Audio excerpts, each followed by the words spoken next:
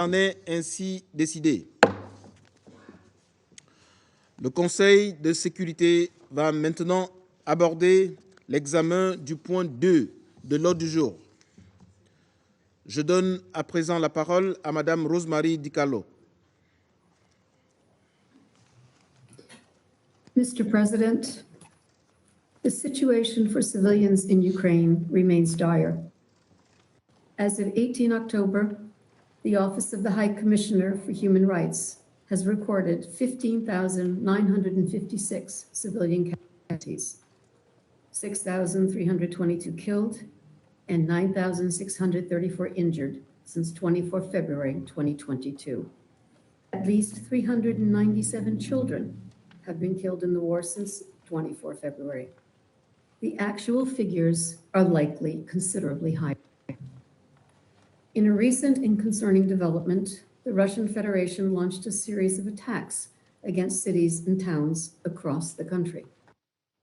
On the morning of 10 October, Russian armed forces reportedly launched missiles and drones, killing at least 20 civilians and injuring over 100, including in Kyiv, Dnipro, and Zaporizhia. Many civilian objects, including dozens of residential buildings and physical infrastructure, were damaged. In total, between 10 and 18 October, at least 38 Ukrainian civilians reportedly killed and at least 117 injured by missile and drone attacks. In addition to immediate loss of life, the United Nations is gravely concerned about the destruction of critical energy infrastructure, such as power plants. According to the Ukrainian government, 80% of energy facilities have been hit since 10 October. Combined with soaring gas and coal prices, the devastation caused by these attacks threatens to expose millions of civilians to extreme hardship and even life-endangering conditions this winter. To be clear, under international humanitarian law, attacks targeting civilians and civilian infrastructure are prohibited. So are attacks against military objectives that may be expected to cause harm to civilians that would be excessive in relation to the concrete and direct military advantage anticipated. Mr. President, the United Nations continues to support all efforts towards accountability. It's essential that CHR be given complete and unimpeded access to all areas of Ukraine to continue its crucial work. For its part, the Independent International Commission of Inquiry on Ukraine submitted its report to the General Assembly this week. The document states that there are real grounds to conclude that war crimes and violations of human rights and international humanitarian law have been committed in Ukraine since 24 February 2022. The Commission stated that Russian troops were responsible for the vast majority of the violations identified. The Commission also stated that Ukrainian armed forces have also committed international humanitarian law violations in some cases, including 2 incidents that qualify as war crimes. According to the Commission, relentless use of explosive weapons with wide area effects in populated areas has killed and injured scores of civilians and devastated entire neighborhoods. Additionally, the Commission documented patterns of summary executions, unlawful confinement, torture, ill treatment, rape, and other sexual violence committed in areas occupied by Russian forces. The impact of these violations on the people in Ukraine is immense, and so is the need for accountability. In this regard, the Commission called for a sound coordination of the multiple national and international accountability initiatives in Ukraine. Accountability remains crucial as new allegations of atrocities have emerged in areas that have recently returned to Ukrainian government control. We must not let impunity prevail. Mr. President, we welcome the announcement on Monday of another exchange of prisoners of war between Ukraine and the Russian Federation. 110 Russian captives were exchanged for 108 Ukrainians. This was the first exchange in which all freed Ukrainians were women, among them civilians, military personnel, and National and Border Guards. Building the constructive spirit of the prisoner exchanges, I want to reiterate the Secretary General's appeal to the Russian Federation to grant full access to the International Committee of the Red Cross to all prisoners of war, in accordance with international humanitarian law. Mr. President, the impact of the war in Ukraine is substantial and growing. The UN has detailed its impact on food security, energy, and finance.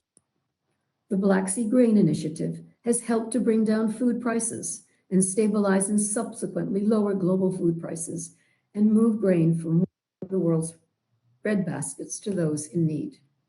As of 19 October, the total tonnage of grain and other foodstuffs exported through the initiative had reached almost 8 million metric tons. To maintain food security worldwide, it is critical that the initiative be extended beyond November. It is equally critical that there be unimpeded access to Russian food and fertilizers. The United Nations will spare no effort to achieve greater food security for all populations. Mr. President, we're on a path of further escalation, which can only cause more suffering to the people of Ukraine, Russia, and the rest of the world. This trajectory must be reversed. Any suggestion of the possible use of nuclear or other non-conventional weapons only serves to further heighten tensions and could lead to a dangerous spiral. Any damage to the Zaporizhzhia nuclear power plant, whether intentional or by accident, could have catastrophic consequences. Any military activity against, from, or near the site must cease immediately. Mr. President, the General Assembly has been clear. Last week, the Assembly stated that the referendums held in the region of Ukraine that are or have been under temporary military control of the Russian Federation, subsequent attempted illegal annexations of these regions have no validity under international law and do not form the basis for any alteration of the status of these regions of Ukraine. This week, the Russian Federation announced the introduction of martial law in regions of Ukraine under its temporary military control, and that it has attempted to illegally annex. This decision, combined with the announced evacuation in Kherson amid intensified fighting on the ground, raises serious concerns. Mr. President, the General Assembly also expressed strong support for the de-escalation of the current situation and a peaceful solution of the conflict through political dialogue, negotiation, mediation, and other powerful means, peaceful means, with respect for the sovereignty and territorial integrity of Ukraine within its internationally recognized borders and in accordance with the principles of the Charter. Indeed, an end to the war, founded on international law and the Charter, is the surest way to ensure that the tremendous suffering of the civilians in Ukraine will cease. Thank you, Mr. President. Je remercie Madame Di Carlo de son exposé. Je donne à présent la parole à Madame Denise Brown. Thank you, Mr. President. I will speak briefly about the human toll of this war, the new dimensions of the humanitarian crisis, and the challenge of access to non-government controlled areas. Deaths and suffering of civilians ravaged urban and rural areas and total loss of livelihood for millions. This is the impact of the war on the civilian population of Ukraine, now in its 239th day. The people of Ukraine are under tremendous stress. Mental health issues are emerging, and this will be one of the most devastating and longer-lasting legacies of this war. I was recently in Mykolaiv Oblast, where the mayor told me that since the 24th of February, they have only had 33 days of silence, 33 days without explosions and air raid sirens. Let's do the math. That comes to only 1 day a week with no reprieve from the sounds and the terror, let alone the physical toll of the war. The sheer depth of the humanitarian catastrophe is staggering. Almost 18 million people, more than 40% of the entire Ukrainian population, need humanitarian assistance. Some 14 million have been forced to flee their homes, including 6.2 million internally displaced and nearly 7.7 million refugees. According to UNICEF, some 5.7 million school-aged children have been affected since the start of the war, including 3.6 million due to the closure of educational institutions. The World Health Organization says there have been over 630 verified attacks on healthcare facilities, barring the sick from medicines and treatment. The gender and protection dimensions of this crisis, while extremely sensitive, are great and need to be addressed through strengthened programming and monitoring. Mr. President, with each passing day, we face new dimensions to the humanitarian crisis. First, temperatures are plummeting in Ukraine as winter approaches. The destruction of civilian infrastructure has recently become more widespread. Energy supply, telecommunications, and transport infrastructure have been, in some areas, devastated, affecting people's access to water, electricity, and heat, and their ability to communicate. The damage to power and thermal plants means that life will be even harder for the already vulnerable, including elderly people and those with disabilities. There is also an increased risk of death in the months ahead because civilians may not have access to the essential services to survive. International humanitarian law is very clear. Attacks must never be directed against civilians or civilian objects, and constant care must be taken to spare them. To address essential needs, we, the United Nations and humanitarian community, have developed a specific plan for the winter months built at the oblast level in coordination with the authorities and in close collaboration with the government. Focuses on collector center and household repairs and the provision of blankets, mattresses, clothes, food, generators for schools, and much-needed thermal heating for hospitals. Work is underway. The aim is for civilians to have a safe, dignified, and warm place to be over the winter months. Despite the challenges, we are helping people. Already this year, more than 590 humanitarian partners are now delivering critical assistance and protection countrywide. Many of them are national and local aid organizations, women-led organizations, and volunteers who are at the forefront of these efforts. We must commend their leadership, bravery, and commitment. Together, we have reached over 13 million people across the country, and we continue to explore options for reaching others where the need is greatest.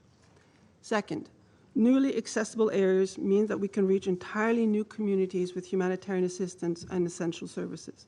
Aid workers are acting quickly to reach those in need, taking into consideration the security risks while upholding our commitment to stay and deliver. However, in accessible areas of Kharkiv, Kherson, and Donetsk, the threat of landmines and unexploded ordnance contamination hinders humanitarian operations. The immediate priority for the Humanitarian Mine Action sector must be to prevent civilian casualties from explosive ordnance and to help enable the safe delivery of humanitarian relief. Third, psychosocial trauma. The Ministry of Health and WHO estimate that close to 10 million people will need some kind of psychosocial support due to the trauma from this war. This includes women and girls suffering sexual violence and other forms of gender-based violence, children hearing warning sirens daily, families who have been separated, or people just trying to survive every day. In areas where the government of Ukraine has regained control, particularly in rural areas, civilians who have witnessed or experienced terrible violations and ongoing hostilities are among the most at risk. Just a few weeks ago, I visited the community of Balaklia in the newly accessible district of Izum in the Kharkiv Oblast. The majority of those who remained were very old people and those who stayed behind to care for them and who were unable to flee the area. The UN and our partners are working to strengthen our capacity to address the growing psychosocial needs of Ukraine. Humanitarian access to those most in need has been a consistent challenge in this conflict. Right now, one of the most significant challenges remains access to parts of Donetsk, Kherson, Luhansk, and Zaporizhia. We are extremely concerned about the people in these territories who we cannot reach. Regular requests continue to be made to cross the front line, yet we are not receiving the necessary agreement from all parties. Operationally, we are ready to move with interagency convoys and aid personnel into non-government-controlled areas. The consequences of not delivering assistance to the estimated millions of people in these areas are dire, particularly with the winter months already upon us. We must be able to alleviate the human suffering caused by this war. International humanitarian law, which already embodies a balancing act between humanity and military necessity, clearly requires parties to allow and facilitate the rapid and unimpeded passage of humanitarian relief for all civilians in need and through all possible routes. Obstructions that leave the civilian population without the essentials to survive run contrary to this obligation. Finally, the flash appeal has seen unprecedented donor support. More than US $2.9 billion has been received against requirements of $4.3 billion for this year. This is second most funded country-level appeal in UN history, only behind Yemen in 2019 at $3.6 billion US dollars. The Ukraine Humanitarian Fund has also received significant new funding, with more than $230 million in contributions and pledges. Of that, $117 million has already been dispersed, and we have now included $20 million for the local volunteer organizations. I thank the donors for their generous support. In closing, the people of Ukraine have shown incredible resilience in this last year. Our urgent humanitarian task is to continue to help them to survive and to be safe. Thank you, Mr. President. Je remercie Madame Brown de son exposé. Je donne maintenant la parole aux membres du Conseil qui souhaitent faire une déclaration. Je donne la parole au représentant du Mexique. Muchas gracias, señor presidente. Agradezco a la secretaria general adjunta, la señora Di Carlo, y a la coordinadora residente y de asuntos humanitarios en Ucrania, la señora Brown, por sus presentaciones.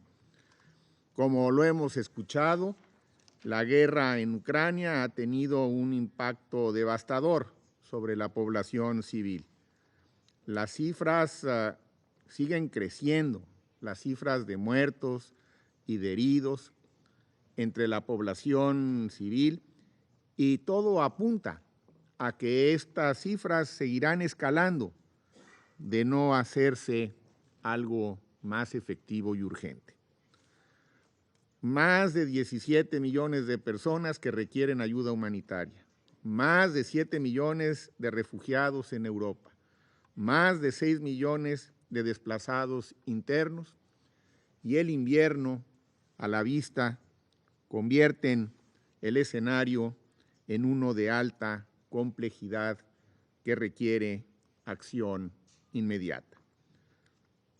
Los ataques indiscriminados que han tenido lugar en los últimos días contra la infraestructura civil, incluidos aquellos con vehículos aéreos no tripulados, son violatorios del derecho internacional humanitario.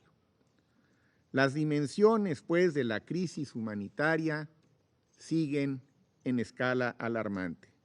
Es por ello que México, junto con Francia, solicitó esta sesión para analizar las dimensiones recientes del problema y tratar de ofrecer soluciones y alternativas.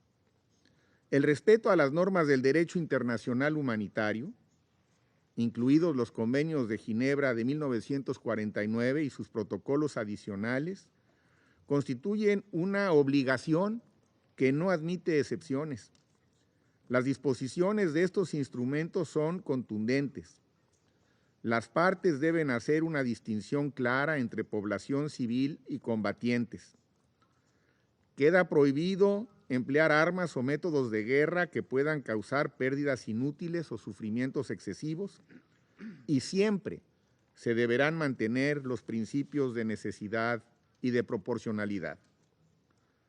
El impacto del conflicto sobre los servicios de salud, como hemos escuchado, ha sido muy severo. Según la Organización Mundial de la Salud, se han registrado más de 630 ataques contra el sistema sanitario de Ucrania.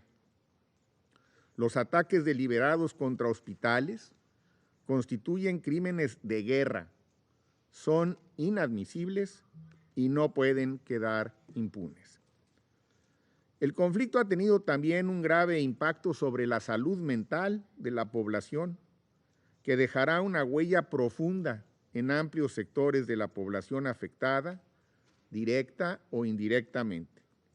El apoyo psicosocial deberá, en consecuencia, ser un componente ineludible de la asistencia humanitaria. Asimismo, son alarmantes los reportes sobre violencia sexual y de género. Todos ellos deben ser investigados para asegurar la rendición de cuentas y hacer efectivas las reparaciones de los daños que correspondan con perspectiva de género. Frente a desafíos de esta magnitud, los combates en curso afectan la capacidad que tienen los actores humanitarios para operar en el terreno. Es imperativo garantizar el acceso humanitario irrestricto, capaz de brindar servicios primordiales a quienes los necesitan, en línea con los principios básicos de humanidad, neutralidad, imparcialidad e independencia. Saludamos, desde luego, la importante movilización de los donantes que han coadyuvado a financiar la respuesta humanitaria en Ucrania, pero las necesidades, como siempre, sobrepasan a las posibilidades financieras. Es previsible que la vulnerabilidad de la población civil aumentará en los meses venideros con la llegada del invierno y las graves afectaciones a la infraestructura energética. Es, pues, colegas, urgente que cesen los ataques contra la infraestructura civil.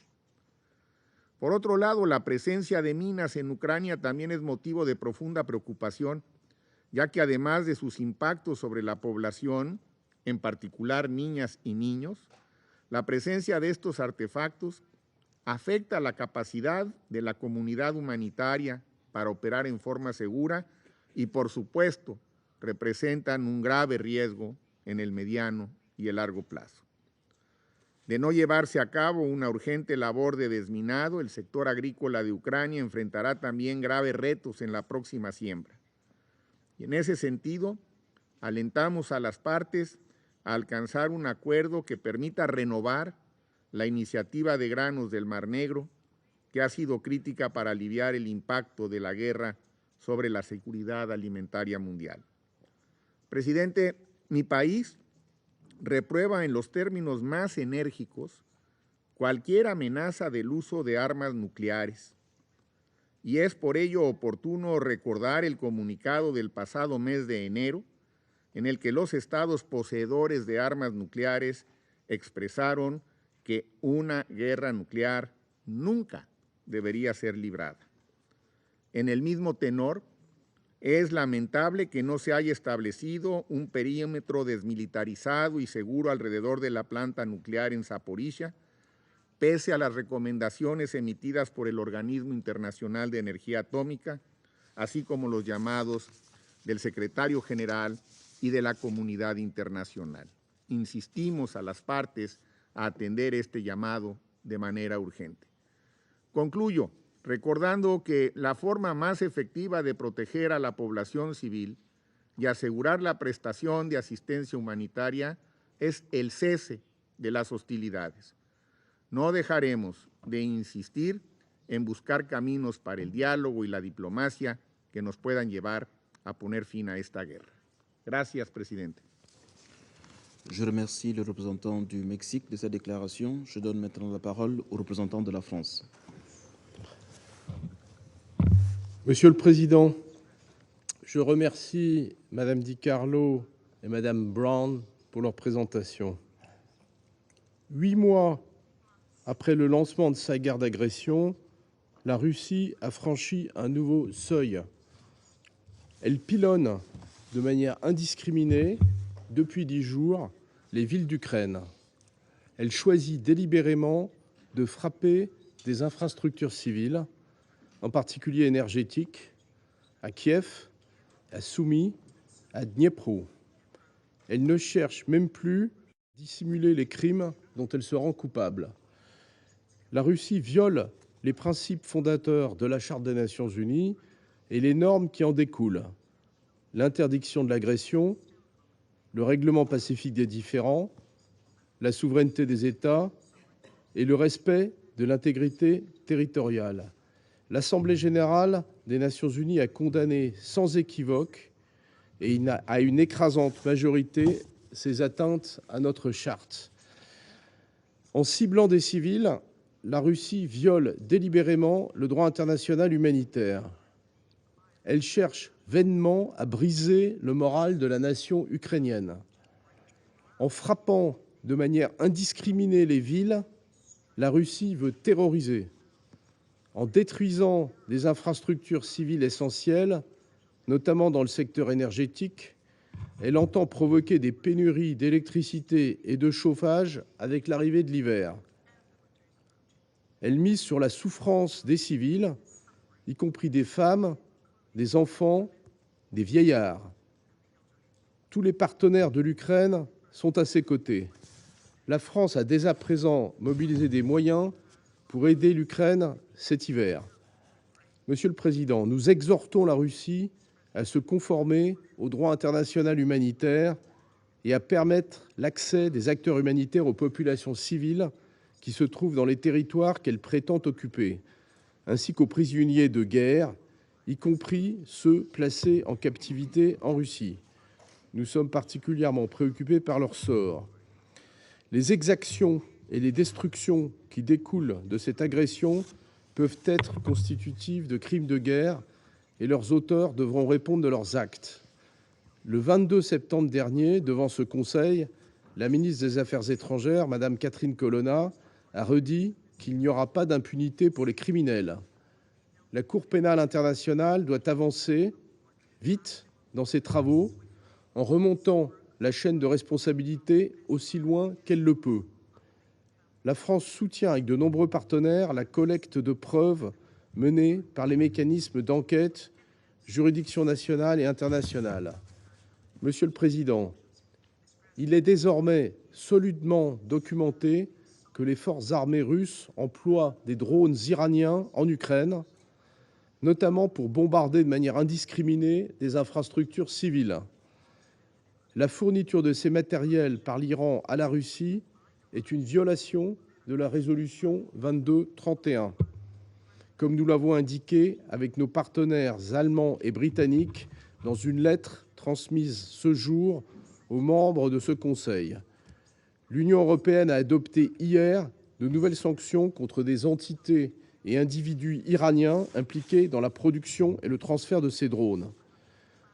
La France soutient l'appel de l'Ukraine à ce que le secrétariat enquête et rende compte aux membres du Conseil conformément à son mandat. La France demande à l'Iran de cesser immédiatement toute forme de soutien à l'égard d'agressions lancées par la Russie contre l'Ukraine. Elle demande à la Russie et à l'Iran de cesser de violer la résolution 2231. La France condamne par ailleurs la complicité de la Biélorussie, dont le territoire continue d'être utilisé pour des frappes de missiles ou de drones visant l'Ukraine. Enfin, Monsieur le Président, le vote de l'Assemblée générale la semaine dernière a été international community. Ukraine, on the other hand, is strengthened by international solidarity. We will continue supporting the Ukrainian people for as long as is necessary. All of the humanitarian, economic, and military support that they will need will be provided to them to exercise their right of legitimate defense and safeguard their freedom. I thank you. I thank the representative of France for his statement. I now give the floor to the representative of Kenya. Thank you, Mr. President. I thank Under Secretary General Rosemary DiCarlo and Ms. Denise Brown for their briefings. It is regrettable, Mr. President, that rather than a resort to dialogue and diplomacy to end this conflict, we are seeing an escalation of military activity. The sustained targeting of civilians and objects indispensable to survival of the civilian population, including residential homes, health facilities, shelters, as well as power and water infrastructure, is a violation of international law and international humanitarian law. Civilians continue to bear the brunt of the conflict in urban areas, as witnessed in Kyiv and cities in east and south of Ukraine. We convey our condolences to the bereaved families and wish a quick recovery to all the victims. Also alarming are the persistent threats being made of the use of weapons of mass destruction. We continue to urge for the protection of all nuclear installations, including the Zaporizhzhia nuclear power plant. The continued intensification of conflict will only further undermine the prospects of a longer-term negotiated peace settlement. It could also give way to the strengthening of armed alliances in preparation for a protracted war that could cause state fragility among currently stable economies in Europe and beyond. Kenya, therefore, continues to call for an immediate cessation of hostilities to allow for dialogue for a long-term solution. In the meantime, Kenya especially thanks the UN bodies and agencies, as well as other institutions and governments, for their steadfast efforts to alleviate suffering in every possible way. We continue to call for these UN agencies to be granted unhindered humanitarian access to those in need. Mr. President, in already food insecure regions, especially in Africa, due to extreme weather conditions and conflict, the war in Ukraine has worsened the situation. It has disrupted global food supply chains, creating shortages and sharp increases in prices. The Black Sea Grain Initiative and the agreement to ensure unimpeded exports of Russian food and fertilizer to world markets were a promising start, and we continue to advocate for its maintenance. We also urge that any efforts to deploy emergency food and energy security mechanisms in industrialized countries be accompanied by efforts to transform food systems in food insecure regions. A major part of this endeavor would be making the necessary investments to ensure that Africa is food self-sufficient. Mr. President, the last two world wars came as a surprise. We do not want this war in Ukraine to be remembered as the beginning of a third world war, or for it to lead to the fracturing of the global governance system. It is high time that all states directly and indirectly involved in this conflict to open channels of communication. They should use them to explore the conditions that can lead to a cessation of hostilities, followed by a negotiation that addresses the war in Ukraine and stabilizes the European security order. It is also time for states with influence, reach, and vision for a stable global order to begin a conversation on the next steps to advance a worldwide demand for a dialogue regarding Ukraine and other major security flashpoints. It is also time for Security Council reform efforts to accelerate. Without reform to permanent membership, the present format will lose its relevance and be overtaken by competing multilateral arrangements. Kenya reiterates once again its respect for the sovereignty, territorial integrity, and political independence of Ukraine. I thank you. I thank the representative of Kenya for that statement. I now give the floor to the representative of China. Mr. President, the recent period has witnessed continued intensification of the conflict on the ground in Ukraine, the constantly deteriorating humanitarian situation, and the ever bleaker prospects for peace, which China finds most concerning. The crisis, nearly 8 months long, has taken a heavy toll on ordinary people, put the world, especially developing countries, under tremendous stress, and exposed global economic development to severe shocks.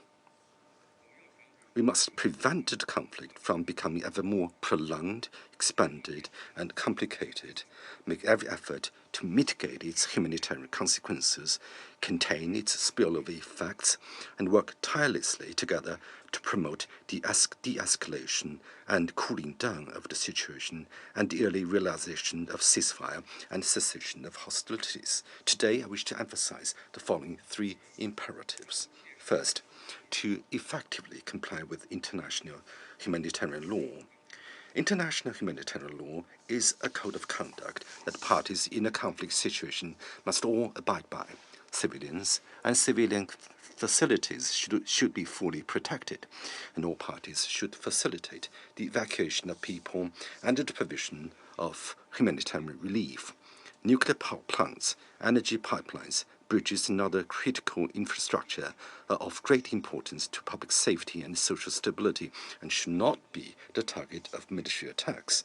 All parties involved should exercise maximum restraint, avoid words and actions that exacerbate confrontation and cause miscalculation, and prevent the conflict from further escalating and expanding and from sliding to a more dangerous brink. Second, to step up continuously humanitarian assistance. The nearly 8 months of intense conflict have led to a severe shortage of supplies in many places, and the basic public services such as water, electricity, heating, and medical care are difficult to secure. As winter approaches, millions of people, especially women, children, and other vulnerable groups, need to rely on humanitarian aid to eke out a living. China appreciates the efforts of international humanitarian agencies and Ukraine's neighboring countries to mitigate the humanitarian crisis and calls on the international community to continue to provide assistance to Ukraine under the principles of humanity, neutrality, impartiality, and independence, and to continue to help its neighboring countries to share the pressure in order to ensure the proper resettlement of all conflict-affected people.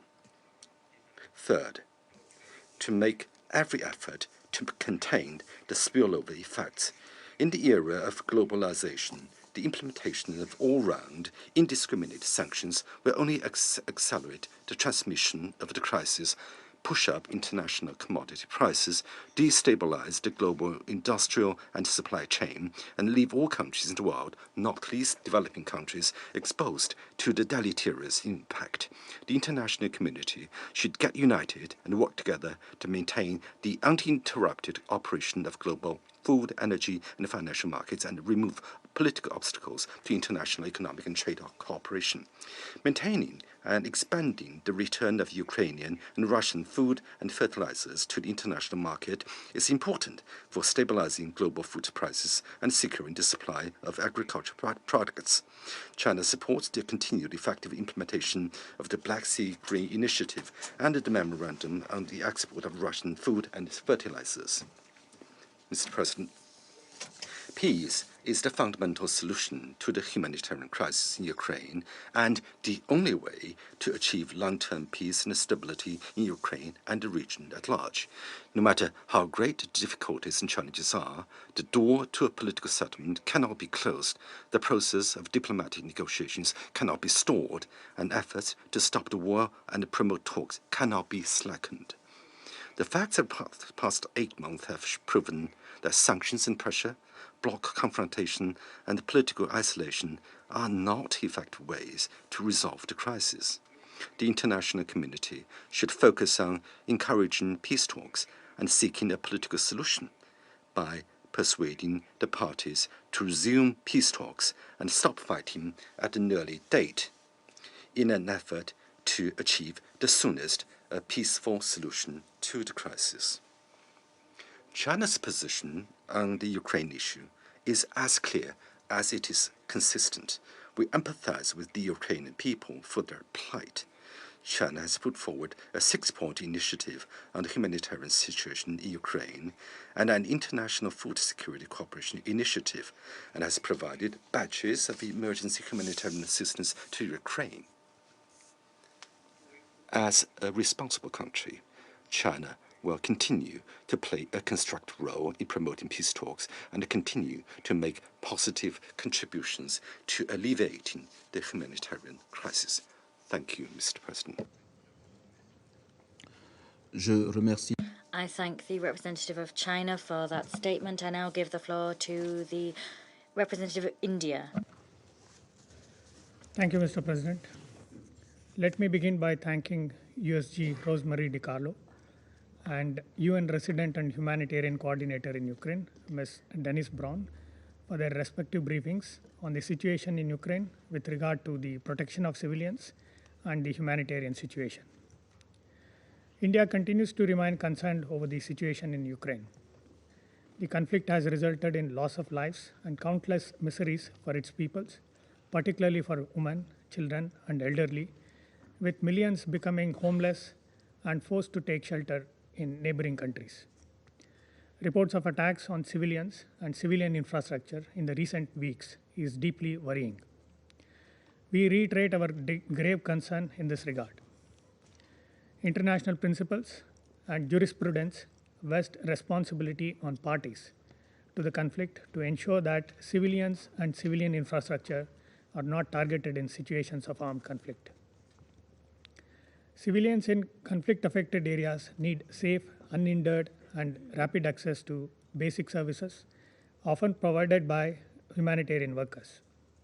As we have been reiterating in this Council, all humanitarian aid and assistance must be primarily guided by the universal principles of humanity, neutrality, impartiality, and independence. These measures must not be politicized. Mr. President, since the beginning of the conflict in Ukraine, India has consistently called for immediate cessation of hostilities and an end to the violence. India has called upon both sides to return to the path of diplomacy and dialogue, and also expressed its support for all diplomatic efforts to end the conflict. We believe that no solution can be arrived at the cost of innocent lives. Our Prime Minister has spoken to the presidents of Ukraine and Russia on multiple occasions and reiterated India's position. India stands ready to support all such efforts aimed at de-escalation. The impact of Ukraine conflict is not just limited to Europe. The conflict is exacerbating concerns over food, fertilizer, and fuel security, particularly in the developing countries. It is necessary for all of us to adequately appreciate the importance of equity, affordability, and accessibility on these critical issues for the global South. Open markets must not become an argument to perpetuate inequity and promote discrimination. In this context, we hope that the grain deal agreed in June will be implemented by all parties earnestly. However, we believe this alone may not be sufficient to address the food security concerns. Mr. President, India's approach to the Ukraine conflict will continue to be people-centric. On our part, we are providing both humanitarian assistance to Ukraine and economic support to some of our neighbors in the global South under economic distress, even as they stare at the escalating costs of food, of fuel, and of fertilizers, which has been a consequential fallout of the ongoing conflict. We hope that the international community will continue to respond positively to the calls for humanitarian assistance. We support calls urging for guarantees of safe passage to deliver essential humanitarian and medical supplies. India has so far dispatched 12 consignments of humanitarian aid to Ukraine and stands ready to do more. In conclusion, Mr. President, let me reiterate that the global order is anchored in the principles of the UN Charter, international law, and respect for sovereignty and territorial integrity of all states. I thank you.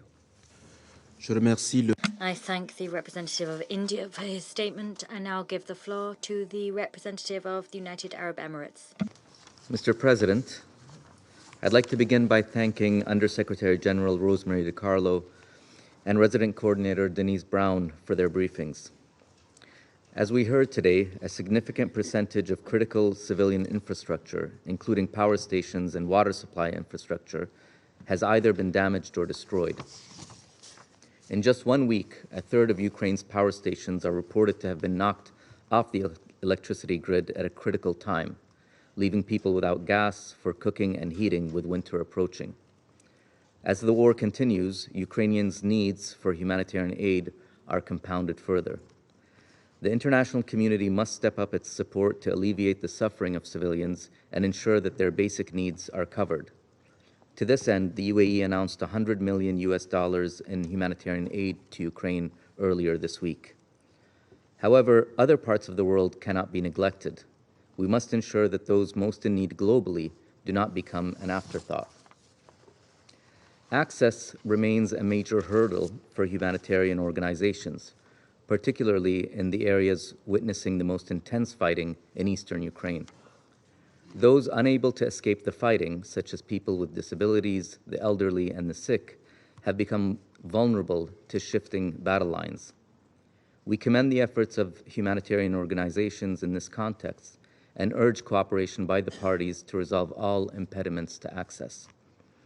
We once again reiterate our call on parties to abide by their obligations under international law, including international humanitarian law, to ensure the protection of civilians and civilian infrastructure, including energy infrastructure. Civilian objects must never be a target of attack. Mr. President, despite the deeply concerning developments in the conflict, we have seen some movement between the parties that has led to tangible, positive outcomes on concrete issues. While momentum towards broader negotiations is still lacking, prisoner exchanges, including the exchange announced earlier this week, show the potential for positive outcomes. The agreements to facilitate the export of food and fertilizers were significant and positive steps that contributed to a decline in the index for global food prices. Nevertheless, the full implementation, expansion, and extension of the agreements remains critical to address global food insecurity. Compromise, diplomacy, and dialogue remain the only way forward to prevent further suffering. We commend the United Nations and others who have worked to facilitate constructive engagement between the parties. Mr. President, the world wants peace in Ukraine, a peace that is sustainable and in accordance with the UN Charter and international law. There is no alternative to a cessation of hostilities throughout Ukraine and a peaceful resolution to the conflict. Thank you, Mr. President. Je remercie. I thank the representative of the United Arab Emirates for his statement. I now give the floor to the representative of Brazil. Thank you. Mr. President, let me start by thanking both our briefers for their informative interventions. I'll make two comments on the subject. First, Brazil regrets that after nearly 8 months of conflict in Ukraine, the civilian population continues to suffer. There is no justification for attacks perpetrated on civilian targets, such as those recorded in Kiev and other major Ukrainian cities in the last few days. The damage to the energy sector, which according to reports by our embassy in Kiev has reached 30% of its generating capacity, is particularly worrisome. The rigors of the coming winter will add to the humanitarian crisis. The continuing reports of civilian casualties and attacks against civilian infrastructure attest to the urgency of opening channels of humanitarian dialogue between the parties. Brazil recalls the obligations of all states under international law and of all parties under international humanitarian law. Missile launches and drone strikes must be halted. Unimpeded access to humanitarian assistance to those in need should be guaranteed by all parties. My second point, we believe it's important to discuss our collective response to the conflict.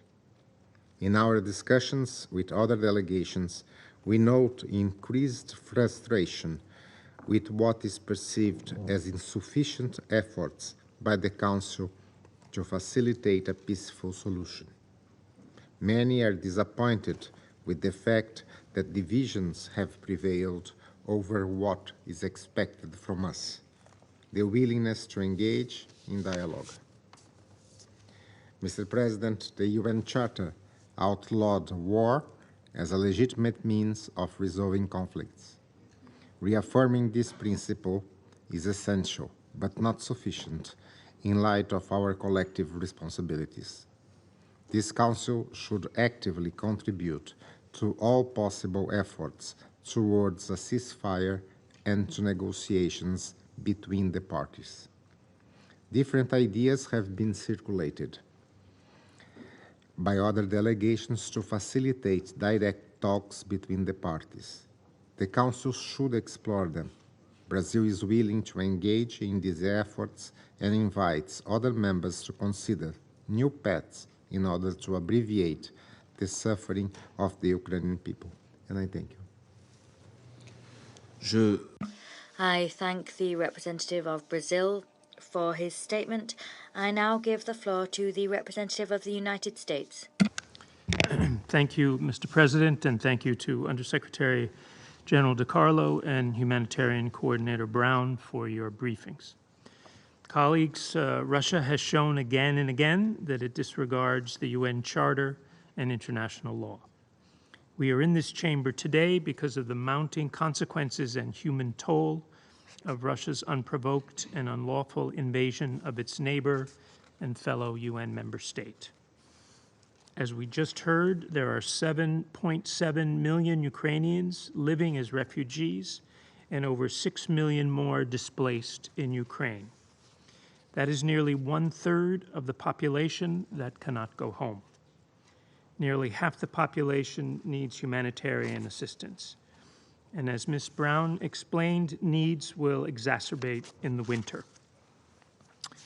And as needs increase, Russia's forces hit civilian infrastructure and humanitarian convoys with renewed relentlessness, undermining the civilian population's ability to survive cold winter temperatures.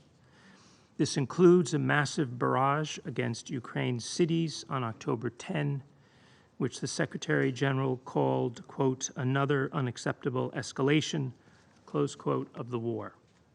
As insecurity, broken supply chains, and mass displacement hamper healthcare across Ukraine, a UN partner reports some 500 attacks by Russia's forces on healthcare personnel, facilities, and transportation between February 24 and September 7.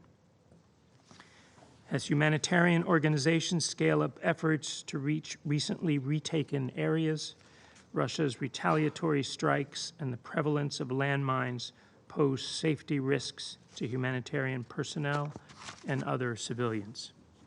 The UN estimates 4.3 billion will be needed to provide Ukrainians with humanitarian aid. Since February, the United States has provided over 1.5 billion in assistance to this end. We urge countries to help the UN meet these goals as we continue to stand firmly behind the Ukrainian people. From the beginning of its full-scale invasion, Russia has shown contempt for this council. This continues with evidence that since August, and in violation of the UN Security Council Resolution 2231, Iran has transferred Mohajer and Shahed series UAVs to Russia. These Iranian-origin UAVs have been subsequently used in multiple attacks against Ukraine, including the massive barrage on October 10, which hit civilians and civilian infrastructure. In addition to the easily identifiable remnants of these UAVs recovered in Ukraine, there is significant publicly available documentation, including photographs and video of these UAVs being used against Ukraine. The UN must investigate any violations of UN Security Council resolutions, and we must not allow Russia or others to impede or threaten the UN from carrying out its mandated responsibilities. We take this opportunity to refute resolutely Russia's false assertion that Geneva Conventions do not apply to captured foreign volunteers. Russia's obligations as a party to the Geneva Conventions and their first additional protocol apply to its detention and treatment of any individuals in the armed conflict. Members of Ukraine's armed forces, including third country national volunteers, must be treated as prisoners of war under the Geneva Conventions and afforded the treatment and protections commensurate with that status. Finally, we cannot forget the spillover effects of this war, which have exacerbated global food insecurity. We must continue to champion the efforts of and work to renew the Black Sea Grain Initiative. Under this initiative, more than 300 ships with over 7 million metric tons of grain and other food have left Ukraine's ports. As the UN has pointed out, the initiative helps calm markets and limit food price inflation. In fact, the UN Food and Agricultural's Food Price Index has fallen since its spike at the start of the war, and wheat prices are back at pre-war levels. We cannot tolerate any backsliding at the expense of the world's hungry. In conclusion, Mr. President, let me say to the countries on this council that over the many months since the escalation of this conflict have never mentioned Russia. I would say this: if women matter, urge Russia to silence its guns. If children matter, ask Russia to withdraw its forces. If the UN Charter matters, call on Russia to respect Ukraine's sovereignty, territorial integrity, and political independence. Vague calls for diplomacy only enable Russia as it commits further abuses. We in this chamber, charged with the protection of global peace and security, must continue to call for accountability and Russia's immediate cessation of its illegal war of aggression against Ukraine. Thank you, Mr. President. Je remercie. I thank the representative of the United States for his statement. I now give the floor to the representative of Ireland. Thank you, President. I also want to thank Under Secretary General Di Carlo and Ms Brown for your briefings.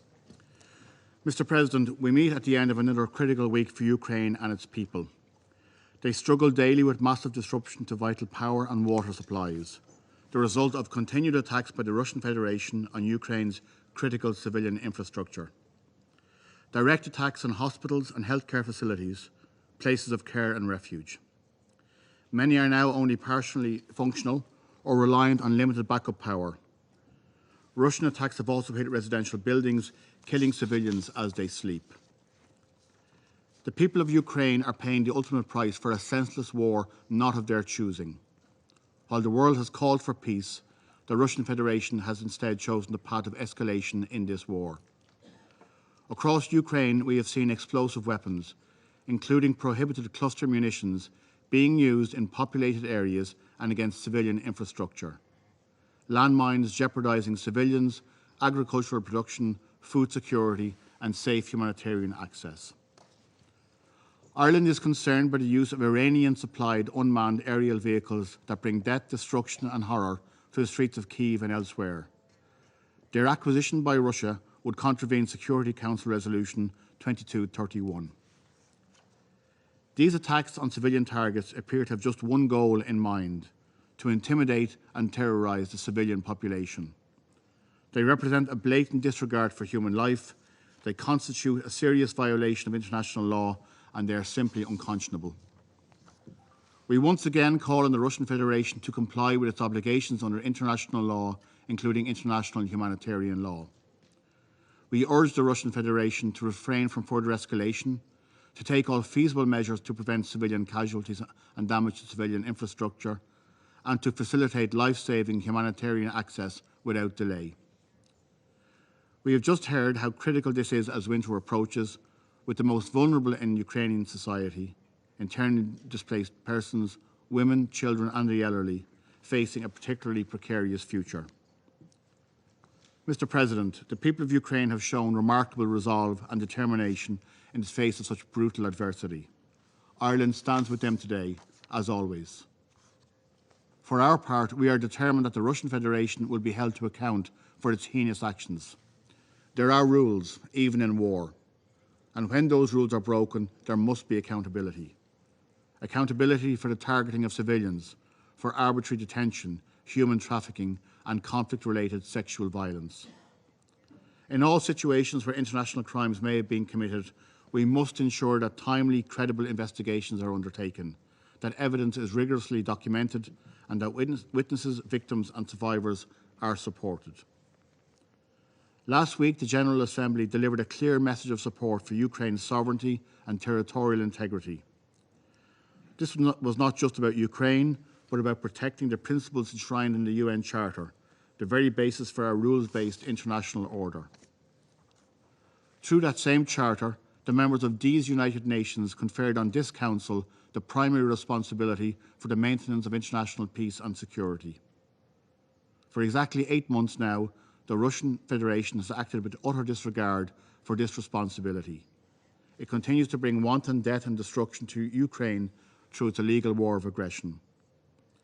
Today, I appeal to my fellow members of this Council to assert our responsibility for the maintenance of international peace and security, to stand united in calling on the Russian Federation to end this war and withdraw from the entire territory of Ukraine, and to support all efforts of dialogue and diplomacy to bring about a peaceful resolution of this conflict. Thank you, Mr. President. I thank the representative of Ireland for that statement. I now give the floor to the representative of Ghana. Thank you, President. I wish to begin my statement by thanking Under-Secretary General Rosemary DiCarlo and Ms. Denise Brown, the United Nations Resident Humanitarian Coordinator in Ukraine, for their important but sobering briefings on the humanitarian situation in Ukraine. Now in its 8th month, the unjustified aggression against Ukraine has been marked by overwhelming suffering, death, and destruction. Too many people, especially the women, children, and the elderly, continue to suffer needlessly from the fighting that has engulfed many cities across Ukraine. The humanitarian statistics, as reported, are indeed concerning, but can only be expected to rise should the fighting continue in the way we are witnessing. It is also important to note the impact of the war on pre-existing humanitarian situations in other parts of the world where food aid is largely supplied from Ukraine. The growing threats of the use of unconventional weapons and possible nuclear engagements have been the source of global uncertainty. Ghana calls for the de-escalation of tensions, the immediate cessation of hostilities, and the intensification of diplomatic efforts to end the war now, rather than later when the cost of reconciliation and reconstruction would be unbearable. It is of utmost importance for the Security Council and the wider international community to forge consensus on concrete measures and pathways to stem the rising tensions and begin a political dialogue for settlement. We welcome in this regard the continuing leadership and pacific role of the Secretary General and hope that further gains can be made in the endeavors for a peaceful settlement. We're grateful to the United Nations humanitarian agencies and their partners who are working under extremely difficult and dangerous operational circumstances. We pay our respects to all humanitarian workers who have fallen while in the service to mankind in Ukraine. Their commitment and sacrifice to bring relief to the suffering people must be matched by the international community's efforts in helping to end the war. We welcome the humanitarian aid support and contributions by some states and international agencies to see Ukrainians through the winter season. Food, water, shelter, warm clothing, and medication would be critical to the survival of some 6.5 million people internally displaced by the war. We call on both parties to grant humanitarian access to all areas where people require assistance and urge the Russian authorities in particular to grant unhindered humanitarian access into the occupied territories. As fighting intensifies, we deem it necessary for new humanitarian corridors to be created for the safe passage of civilians to areas of relative safety. We recall the success of the Mariupol evacuations and urge similar arrangements as a matter of urgency. We condemn all human rights violations and reiterate our support for independent, transparent, and thorough investigations of such violations, including conflict-related sexual violence. The happenings in Bucha and Irpin must strengthen our resolve to hold the perpetrators of such acts to account and avoid impunity. The parties must refrain from targeted attacks on civilian infrastructure and other critical infrastructure.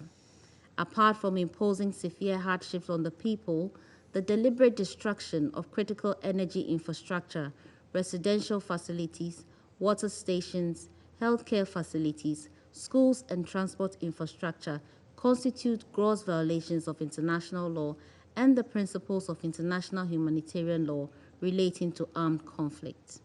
In closing, Mr. President, we reiterate our complete commitment for the sovereignty, political independence, and territorial integrity of Ukraine, and remain supportive of international efforts to alleviate the humanitarian suffering of the Ukrainian people.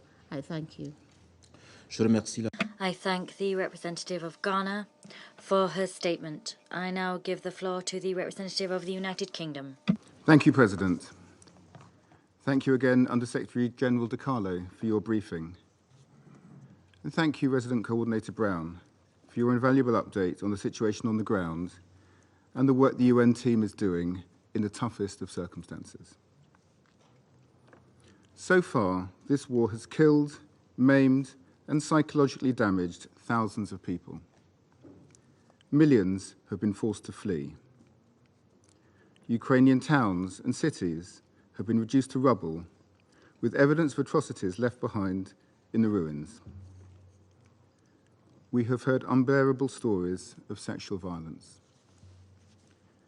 And the real objectives of the invasion have been exposed by Russia's attempts to suppress Ukrainian national identity and culture and illegally annex Ukrainian land, an act widely condemned by the UN membership last week. Unfortunately, an already appalling situation appears to be getting worse. Under the command of General Sergei Surovikin, a man infamous for brutalities against civilians in Syria, we have seen a renewed campaign of drone and missile strikes across Ukraine.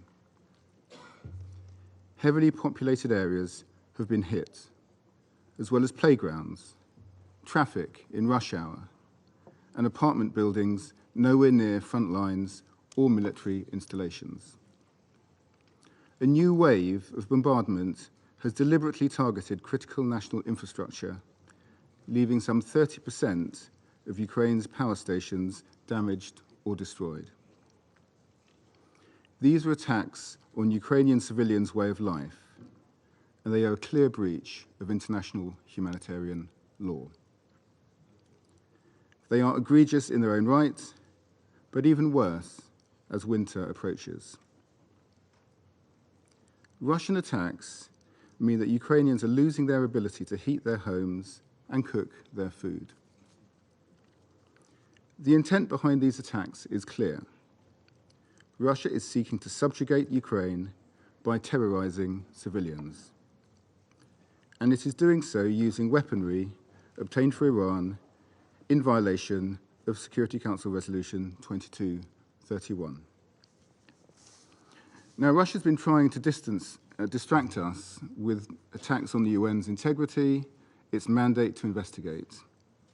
But Resolution 2231 is clear. It asks the Secretary General to report to the Council on its implementation, and there's extensive precedent for site visits to consider evidence. Of course, the key issue is that wherever these drones come from, their use against civilians is barbaric. President, Russia's actions are illegal and immoral, and they must come to an end. So once again, we call on Russia to stop its disinformation and misdirection and its accusations that the West is somehow responsible for its own atrocities. We call on Russia to heed the calls of the international community, respect its obligations under international law, and stop attacks on civilians, energy infrastructure, hospitals, and health facilities.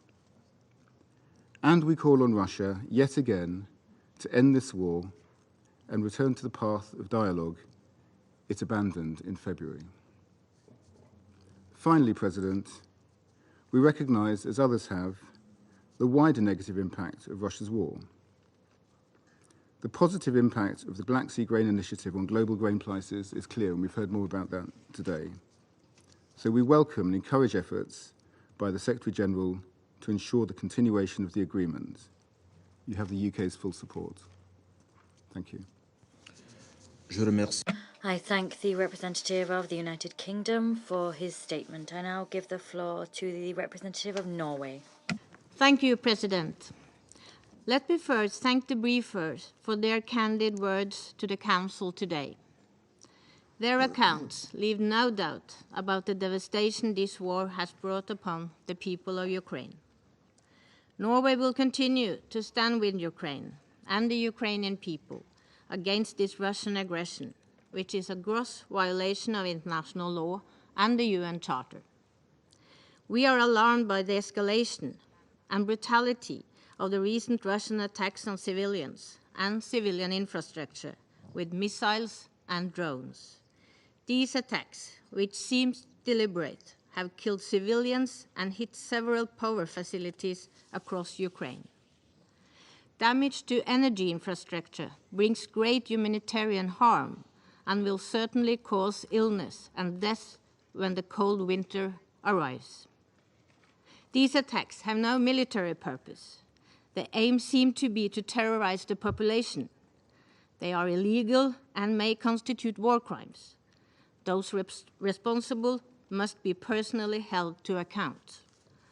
Russia's devastating attacks against cities and urban areas over the last 8 months have killed and maimed civilians, including children, and led to massive displacement, both internally and across borders. We are concerned about sexual and gender-based violence and human trafficking that women and unaccompanied children are particularly exposed to.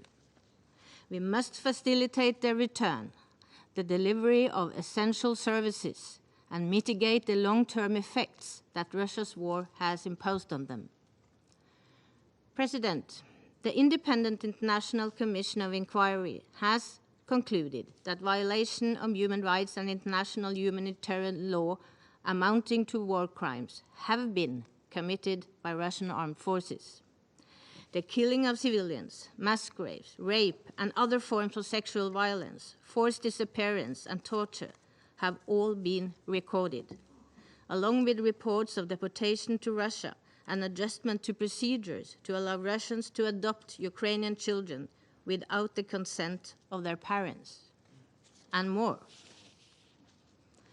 The victims deserve justice. Survivors must be cared for, and those responsible must be held accountable. But to stop this grotesque violation in the first place, this war must come to an end.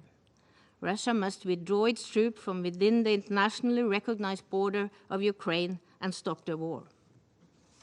President, Norway also remains concerned by the many unaccounted for prisoners of war and others who are missing because of this conflict.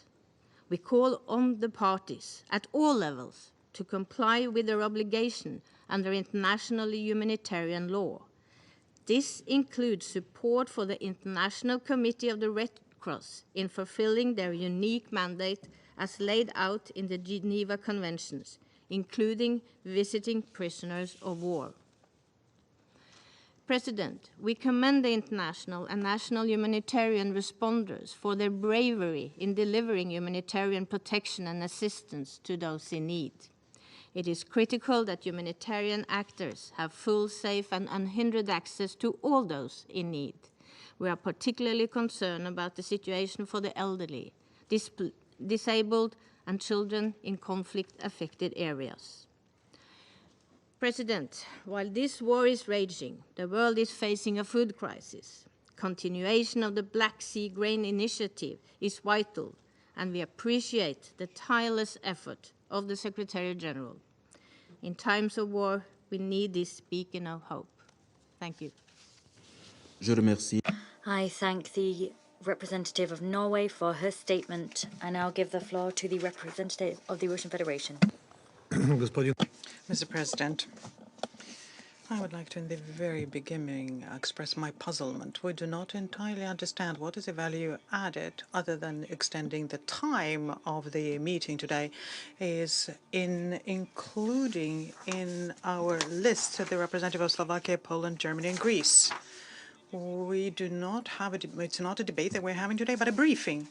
And the position of those countries is very well known to us anyway, and they could very well be it could very well be summed up by the representative of the EU. It's nothing by the desire to show their faces on international TV screens. In future, Mr. President, we would like you to be more careful when compiling the list of those who will be speaking on at such meetings.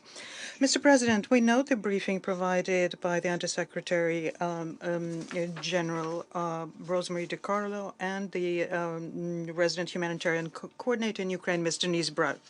Resident coordinator in Ukraine, Ms. Denise Brown.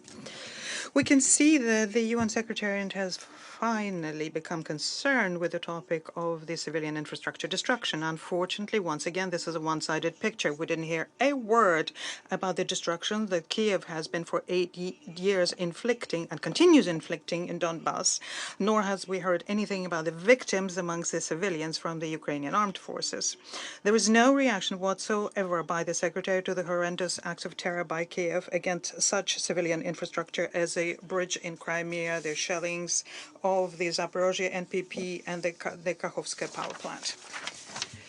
The need for the meeting today, our Western colleagues explained by the intensification of strikes against Ukrainian infrastructure and civilian objects by the Russian side. All right, let's take a look at what the situation is actually like. In the past 2 months, the Ukrainian regime and its Western backers, who probably were euphoric because of tactical movement of Ukrainian forces in some areas, which was arrived at as a result of an astronomical losses in personnel and equipment, have been rehashing the idea that Russia supposedly exhausted its material and people's resources and is just about to start losing on the battlefield. Parallel to that, the Ukrainian strategies, with a backing from Western masters, have for a long time been using terrorist methods of sabotage on the Russian territory. There are many examples of that. By the peak of that was the act of terror on the Crimean Bridge on the 8th of October, conducted by Ukrainian special forces. 4 people died. Partially, the road was destroyed. The road which ensures supplies to the peninsula of foodstuffs, medicines, and other vital necessities. The Ukrainian officials, including the Deputy Prime Minister, the head of the Ministry on Digital Transformation of Ukraine, Mikhail Fedorov, and the Ministerial Advisor, Gerashenko, openly savored this crime. There were ecstatic announcements about that made on the official account of the Ministry of Defense of Ukraine, and even though Kiev was probably reined in by the Western masters very quickly and traditionally tried to shift the blame on Russia, nonetheless, the Minister of Foreign Affairs of Ukraine, Dmitry Kuleba, in an internet video confirmed that what is behind the attacks against the Crimean Bridge and Belgorod Oblast is Kiev. Here are his words, which became available to millions of internet users. I quote, "If you ask me who blew up in Crimea and Belgorod, well, privately, I will tell you then, yes, it's us." End of quote. After the 8 years' experience in Donbass, we know very well what the Kiev regime is capable of. We therefore decided to dampen the fervor of overreaching terrorists in Kiev. High-precision missile strikes and Russian drones hit a large number of military targets, including the objects of infrastructure, which undermine the military possibility and the potential of the anti-people Zelensky regime.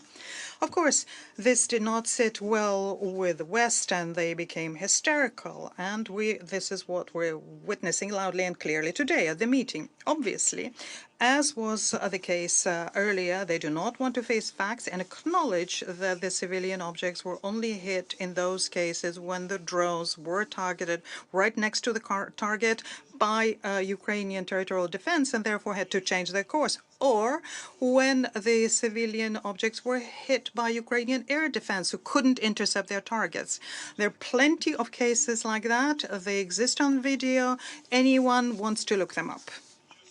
Ukraine today and its Western backers are trying to publicize yet another fake about the alleged supplies into Russia of Ukrainian drones in violation of Resolution 2231. We reject any attempts to involve into this dirty undertaking the UN Secretariat. And the example of that is the letter disseminated today, the letter from Germany, France, and UK, which basically appeals to the Secretariat to violate its Article 100 of the Charter and the mandate they have in the Presidential Security Council President Note S 2016-44 of January 2016. The United States went further and in their letter demanded that the Secretariat command an investigation which the Secretariat has no authority to do. This is an outrageous situation and we have provided our legal views in an open letter which we disseminated prior to this meeting today. And we expect that the Secretariat will provide us with a definitive confirmation that they will not intend to follow the instructions from Western countries in violation of the Charter and will not conduct any investigation. If experts of the UN, to please Western capital, nonetheless start conducting a pseudo-investigation baselessly referring into Resolution 2231, we can reconsider the entire package of our relationship with the UN Secretariat because in this case it will not be possible to call it an impartial. Distinguished colleagues, the show in the Security Council today is a smokescreen for the Kiev regime and its backers. The West is trying to paint the Kiev regime as an innocent victim of Russian aggression, which needs constant military assistance. Last week, announcements were made about new supplies to Kiev of military goods. United States and the European Union decided to choose those systems specifically which show themselves to be most lethal against the people of Donbass and the liberated territories. The United States will give Kiev yet another portion of HIMARS equipment and the high-precision missiles M31 GMLRS and the aviation anti-radar missiles AGM-88 HARM. Paris will give Kiev yet another portion of self-propelled artillery Caesar with 155mm caliber. 155mm ammunition to Kiev is announced by Germany. And the leadership of this country explained to their own people that this is to help the Zelensky regime in protecting Ukraine. Well, let's take a look how they're actually being used. According to DNR and LNR, only on their territory from February to October, the Ukrainian shelling using heavy weaponry resulted in damage to more than 10,000 buildings and more than 2,000 civilian infrastructure entities. This includes 424 education facilities and 109 medical facilities. American HIMARS were actively used for this shelling. The French Caesars also showed how powerful they were when fighting residential buildings, schools, and other civilian objects. As a result of French armament supplies, since June in Donetsk, no less than 5 people died, 10 were injured, 64 buildings destroyed. The Ukrainian armed forces are only striking again into Russian territory, targeting civilians and civilian infrastructure on the 10th of October. Belgorod Oblast was shelled by more than 100 missiles, including the infamous Tochka U with a cluster warhead. A woman died, 4 buildings damaged. In the village of Tetkino in Kursk, which has been shelled since the spring, despite the fact that there are no military objects there, 2 people were injured. On the 13th of October, the Ukrainians shelled a large residential building in Belgorod. The village Krasnoye was shelled, a customs post near Shebekin, and other civilian entities. Just now, on the eve of the meeting, Ukrainian armed forces destroyed industrial enterprises in that district. I would like to recall that earlier in this region, as well as in Donetsk, Ukrainian armed forces actively and indiscriminately used remote mining systems against civilians, including the Lepestok mines, the Petal mines. On the 16th of October, residential buildings in Nikolsk were shelled, the international airport in Belgorod. 2 civilians were injured. On the 18th of October, the Ukrainian military once again shelled the Belaya Berezka village. On the same day, they attacked 6 towns in the Kursk Oblast. 1 woman was hurt, a number of buildings and a number of electricity supply lines. Prior to that, Ukrainian saboteurs have tried on several occasions to commit an act of sabotage against the Kursk NPP. Since October, through indiscriminate artillery shelling, using the American missiles, harm more than 30 peaceful townships in Belgorod and Belgorod itself were shelled. Well, at the same time, Kiev, encouraged by the Western patrons, is openly boasting about that. Is it possible that Kiev and those who are covering up these things think that we will acquiesce to that? Using their permission to commit any crime, the permission given by the Western backers, the Zelensky regime is consistently striking civilian infrastructure on its own former territory. The Ukrainian armed forces for 5 months have been shelling the town of Novaya Kakhovka in the Kherson Oblast. Up to 120 missiles strike in a day, most of them American HIMARS. And the Ukrainians target them specifically at the Kakhovska Dam so as to break it, which will result in the raising of the water level, and this will flood the adjacent territories. And this could result in the death of thousands of civilians, and thousands of buildings will be damaged. We disseminated today in the Security Council our letter calling upon the UN leadership to prevent this horrendous provocation. Reckless attacks of the Ukrainian armed forces against the Zaporozhye NPP continues, and this creates dangers to nuclear safety. The number of victims, civilian victims, if the NPP is seriously damaged, not to mention what will happen when there's a fully fledged accident with a leak, is of no concern to Kiev. They are prepared for any human victims to make sure that NATO can continue its proxy war with Russia and continue supplying Ukraine with armaments. We continuously inform UN leadership about these outrageous incidents, but haven't heard anything intelligible by way of reaction from it so far. The Ukrainian fighters managed to seriously damage the Kakhovsky and Antonovsky bridges against Dnieper. They were used by the citizens of Kherson to receive food, medicines, etc. Another attempt to destroy the Antonovsky bridge was undertaken on the 19th of October. The Russian air defense systems managed to protect the bridge. For these attacks, once again, the American HIMARS systems were used. The Ukrainian fighters also used HIMARS earlier so as to strike against the detention facility for Azov in Yelenovska. Another horrendous illustration of how the Kiev authorities treat the peaceful people is the executions of their own nationals who decided to opt for Russia on the 20th of September. The Ukrainians executed an automobile convoy near Kupiansk. They were leaving Ukraine towards Russia. About 30 people died. On the 30th of September, once again, the refugees who were leaving for the liberated territories in Zaporozhye were hit. 30 people died. 88 people were injured. Yesterday, on the 20th of October, Ukrainian armed forces shelled a ferry which was used to evacuate civilians who were trying to save themselves from shells. As a result of that, there are wounded and killed, including journalists and people. On the 4th of October, there was an open appeal from military personnel of the 25th Storm Brigade of the Ukrainian Armed Force. In it, they said that they received a criminal order to totally eliminate the peaceful population in the Kharkov Oblast. The Minister of Interior Ukraine made a statement that they would start to eliminate the enemies of Ukraine. As a result, in the Kharkov Oblast, per day they detain up to 40 so-called collaborators.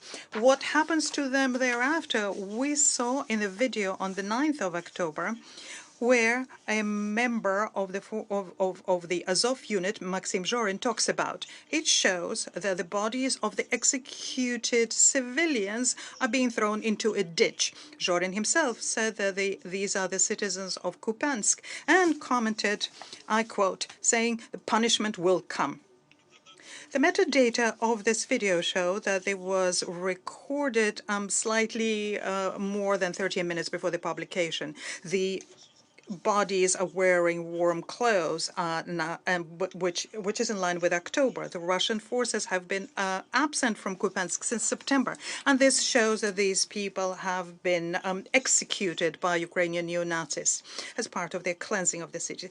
Have we heard one word with condemnation of this from Western delegations? And your silence shows that you're hypocritical. You're not at all worried about the fate of civilians in Ukraine. You prefer to cover up this criminal regime, which counts in its ranks nationalists, radicals, and open Nazis.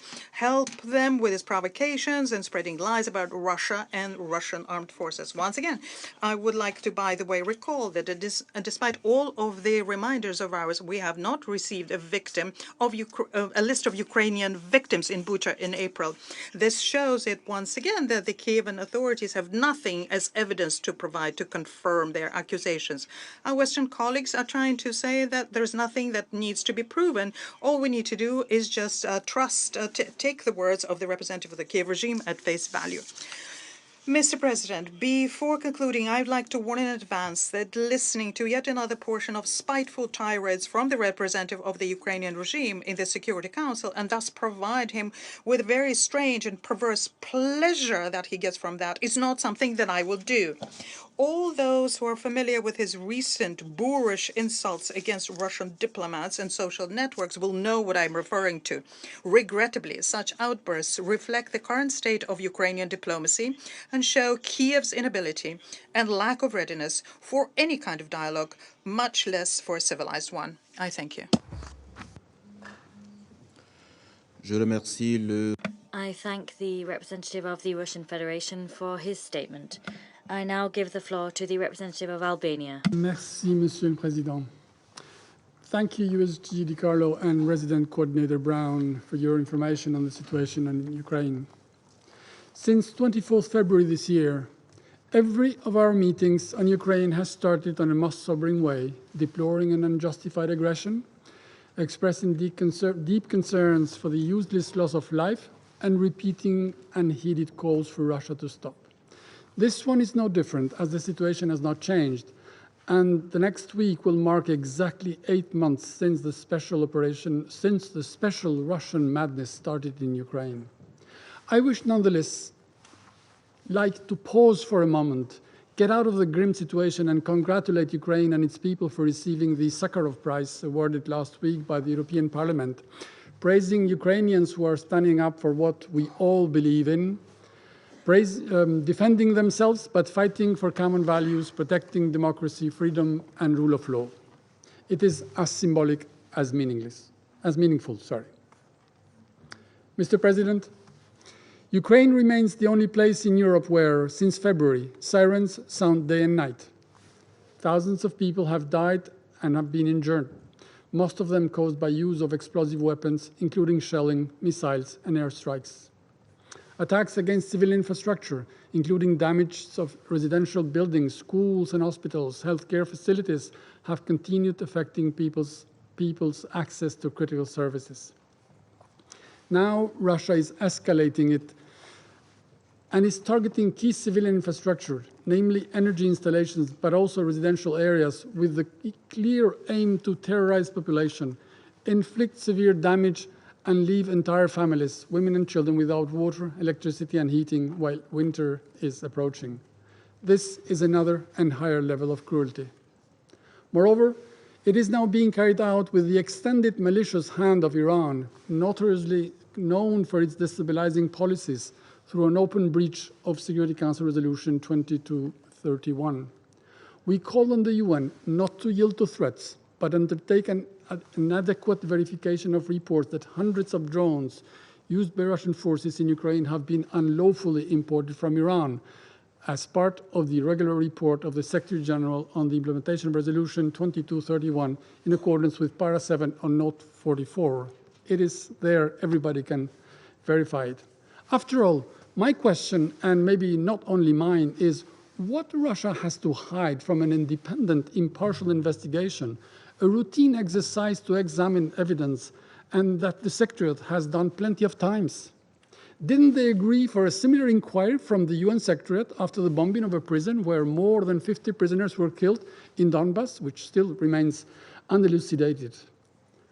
Mr. President, last March in this chamber, I asked OCHA if they were able to corroborate allegations of sexual violence used by Russian soldiers.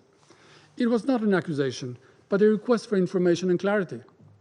The Russian delegation reacted, stating that Russian soldiers would never commit such acts as they have high standards and rules. Guess what? Now we have UN reports compiled after meticulous investigation which say that they had documented patterns of summary executions, unlawful confinement, torture, ill treatment, rape, and other sexual violence committed in areas occupied by Russian armed forces. Such despicable behaviors seem not to have spared children, including allegedly a 4-year-old girl, a baby. The Commission of Inquiry reports that sometimes family members, including children, were forced to witness these crimes. This is simply sickening and doesn't meet any known standards of human behavior, let alone military discipline. And these are no high standards. These are monstrous activities, crimes, war crimes, crimes against humanity, and one day they will be presented before the court. Mr. President, let me highlight another worry.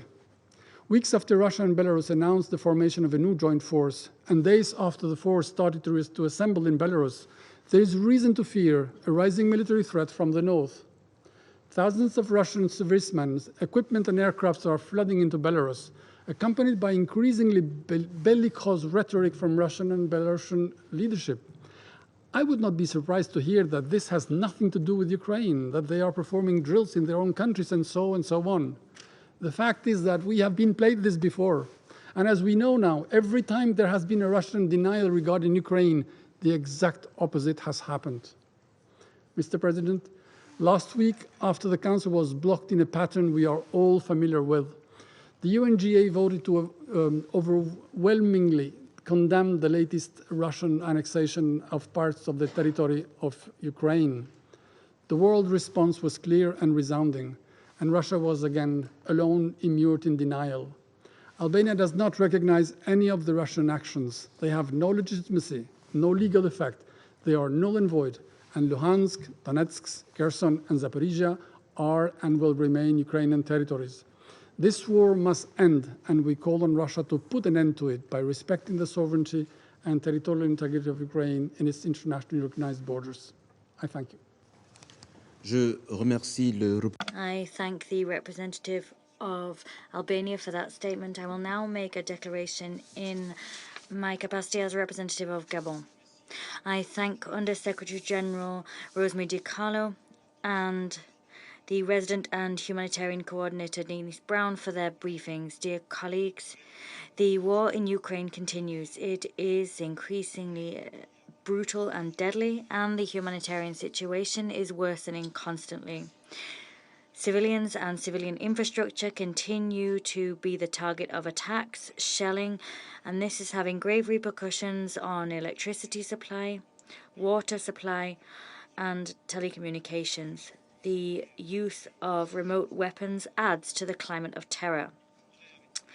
I will here halt my inventory of damage and distress to say once again that it is time for this Council to mobilize to put an end to this war.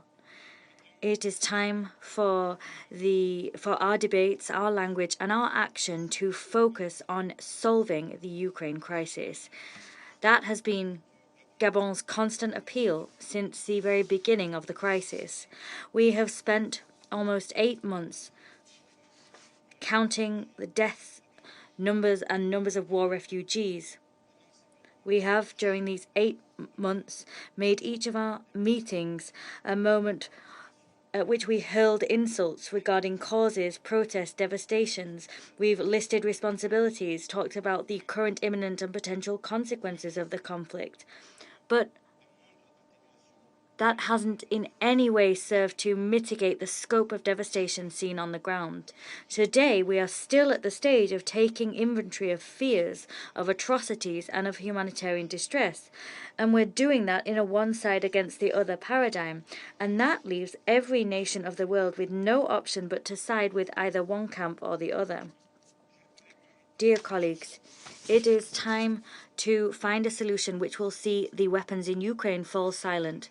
Silencing the weapons is no doubt the aspiration of any and all peoples gripped by insecurity that war brings with it. Silencing the guns is first and foremost the vocation of this organization. We call upon the parties to the conflict to respect international humanitarian law and the resolutions of this council, namely Resolution 2231, and to allow unfettered humanitarian access. With winter round the corner, we call for a humanitarian truce and for the opening of new humanitarian corridors in order to preserve access to drinking water, electricity, heating, medical treatment, and to facilitate the distribution of humanitarian aid that the disaster-stricken people so desperately need. Dear colleagues, there is a time for everything, a time for antagonism, a time for dialogue, and we think that the time has come to silence the weapons.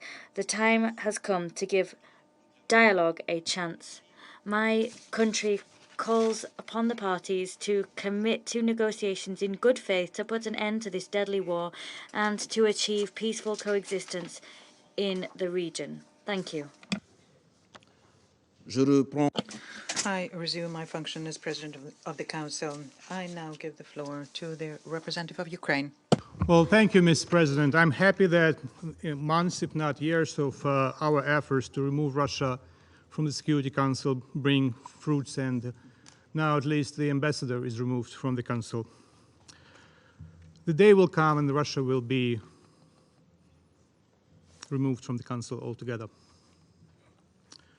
Mr. President, distinguished members of the Security Council, Under Secretary General DiCarlo, and Ms. Brown, Resident Coordinator. I regret the Security Council is still compelled to listen to this representative who just fled. The only thing he has done over almost 8 months of invasion is pile lies upon lies at every meeting about every aspect of the war of aggression his master ordered in February. Let me remind you of what this person said at the Security Council meetings at the beginning of this invasion. And I will quote very carefully. The Russian military poses no threat to Ukraine's peaceful citizens. The military does not fire at peaceful civilian infrastructure, the flat ambassador said on the 27th February. Let me offer you another quote from this person. I quote, "We repeat again that the goal of Russia's special military operation is not to occupy Ukraine or to harm the local population. Russia's special operation does not impact critical civilian infrastructure," said the ambassador who just left on the 28th of February in this very chamber. I wonder whether Putin's representative is ready to repeat these statements now. Apparently not, because he's not physically present. Against the backdrop of mass graves and tens of thousands of Ukrainians killed and tortured by Russians. Against the backdrop of the attempted illegal annexation of 4 Ukrainian regions by the Russian Federation, which the UN General Assembly rejected last Wednesday by an overwhelming majority. And finally, against the backdrop of recent deliberate attacks against Ukrainian critical energy infrastructure. Mr. President, in the wake of deliberate attacks by Russia since the 24th of February, Ukrainian law enforcement agencies have registered the damage or destruction of 51,412 civilian infrastructure facilities. Since October the 10th, there have been about 300 missile and drone attacks by Russia targeting energy facilities and other civilian infrastructure in 14 regions, including the capital city. As a result of these attacks, at least 17 civilians have been killed and 99 injured. Nearly 40% of Ukraine's energy facilities have been damaged or destroyed. Power plants, central heating plants, transformers, oil storages, distribution devices, overhead power lines, and other energy equipment throughout the country remain under Russian fire almost on a daily basis.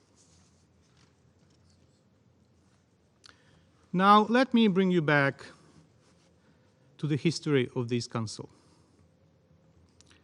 I would like to remind all in this regard that on the 13th of February 2017, the Security Council adopted Resolution 2341, initiated by Ukraine, on the protection of critical infrastructure against terrorist attacks. The resolution called upon all member states to ensure that they have established criminal responsibility for terrorist attacks intended to destroy or disable critical infrastructure, as well as the planning of, training for, and financing of, and logistical support for such attacks. Even Russia joined consensus on that day.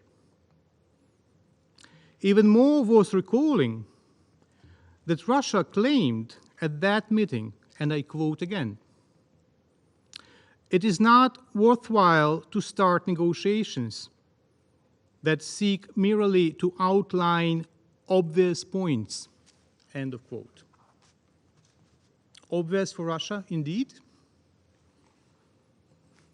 Can the Russian representative state it again? Apparently not. For the record, that it is obvious that the destruction and disabling of critical infrastructure should be regarded as terrorist attacks that entail criminal responsibility. Every part of the criminal regime in Moscow is soaked with blood and permeated by crime.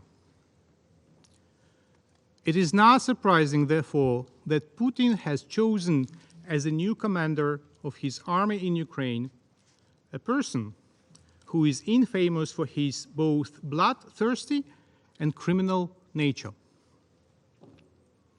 In 1991, during the coup d'etat attempt launched by Soviet hardliners, this person, his name is Surovikin, ordered his military unit to drive through barricades erected by pro-democracy protesters in the streets of Moscow.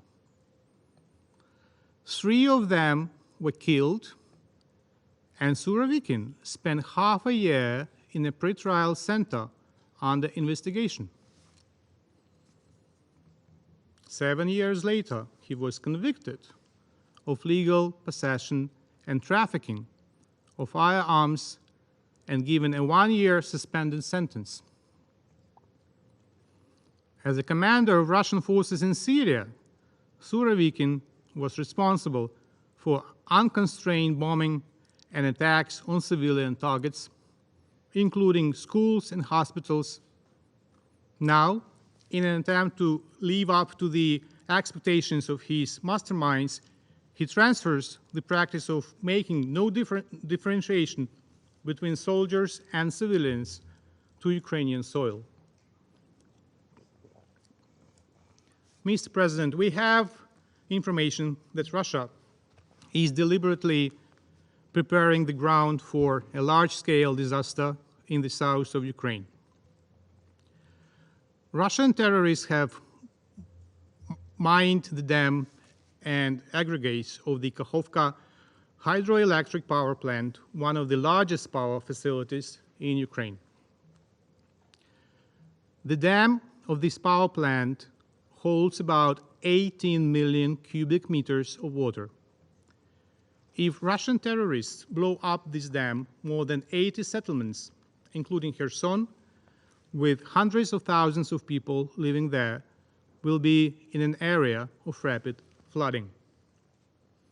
The water supply at a large part of the south of Ukraine may be distorted.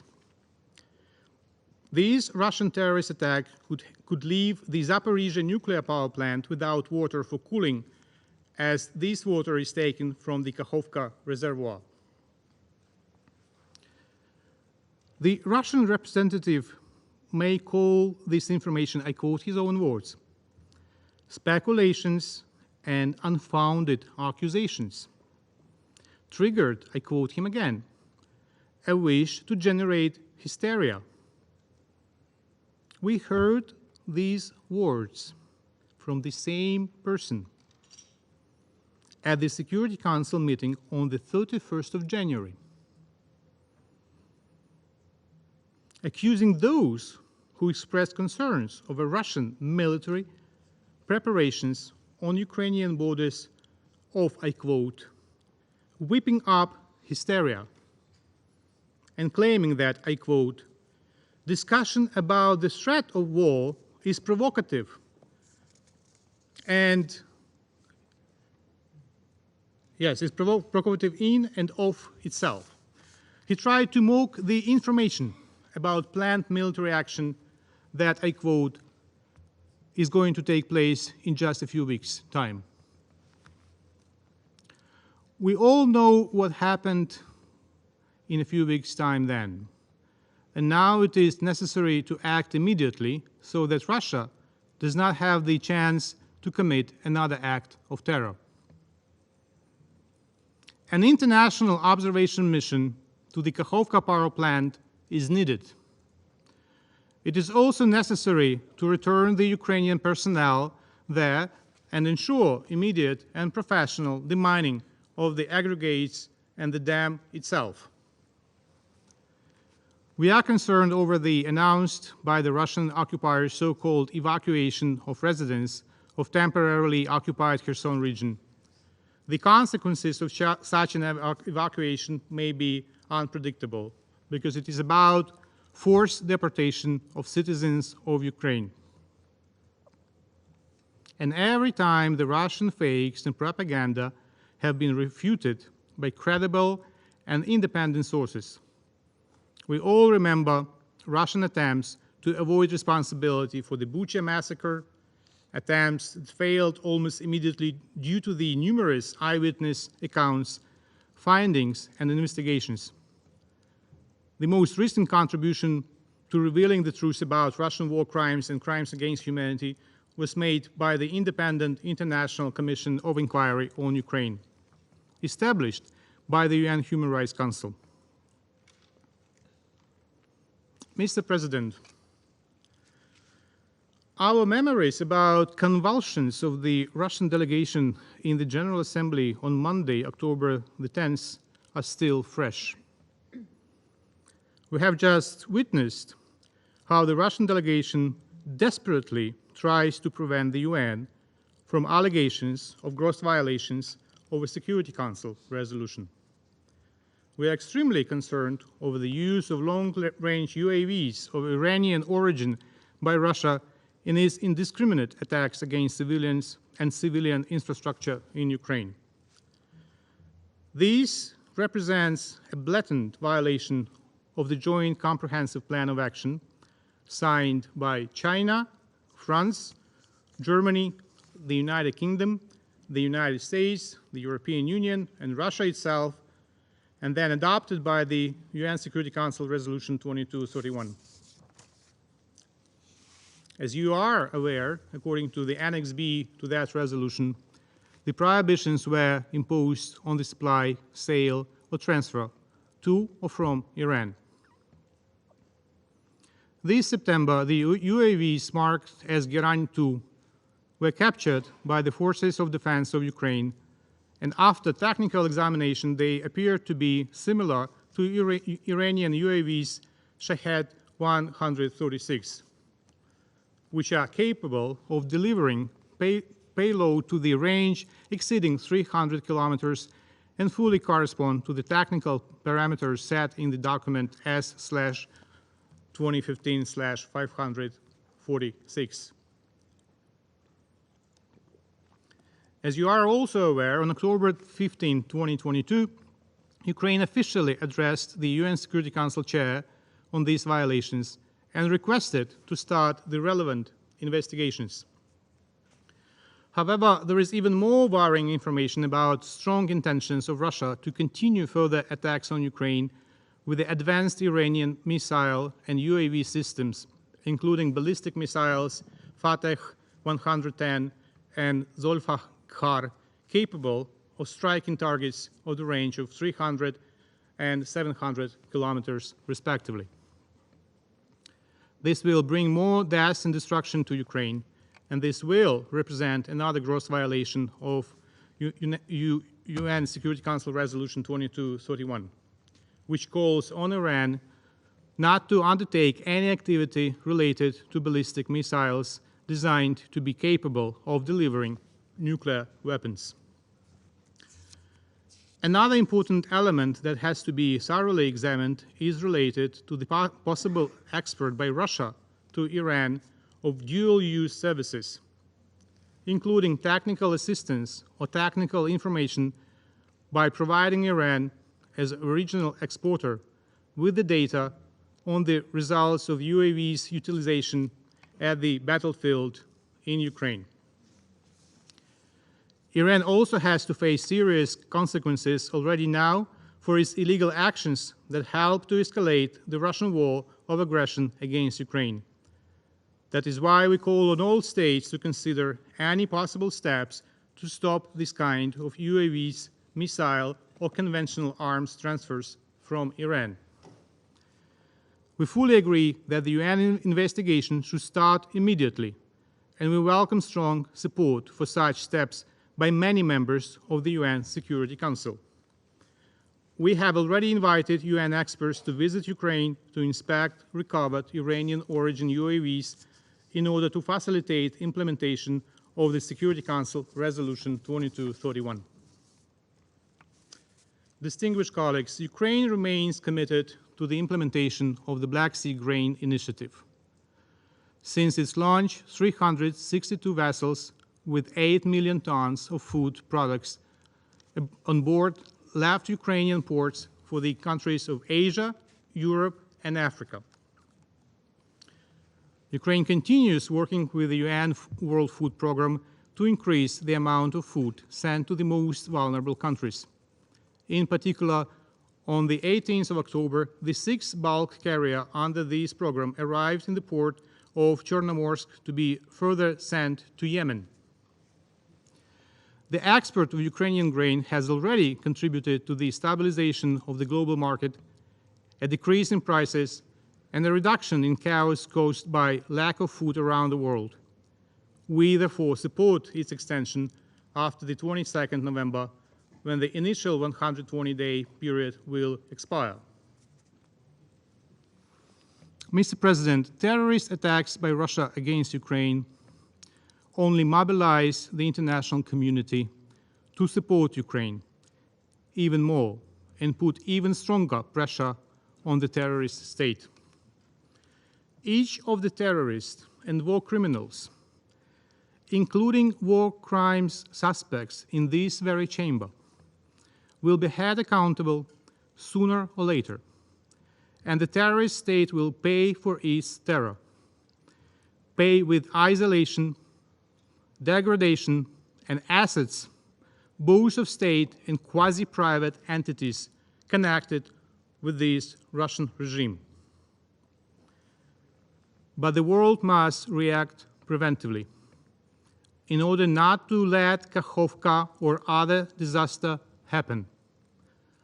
As President Zelensky said yesterday in his address to the nation, the principle of preventive response to security threats should finally become one of the basic principles of international politics.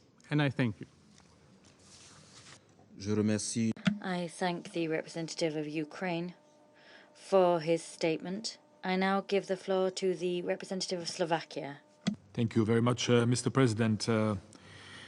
Slovakia strongly condemns the ongoing Russia's unprovoked and unjustified military aggression against Ukraine.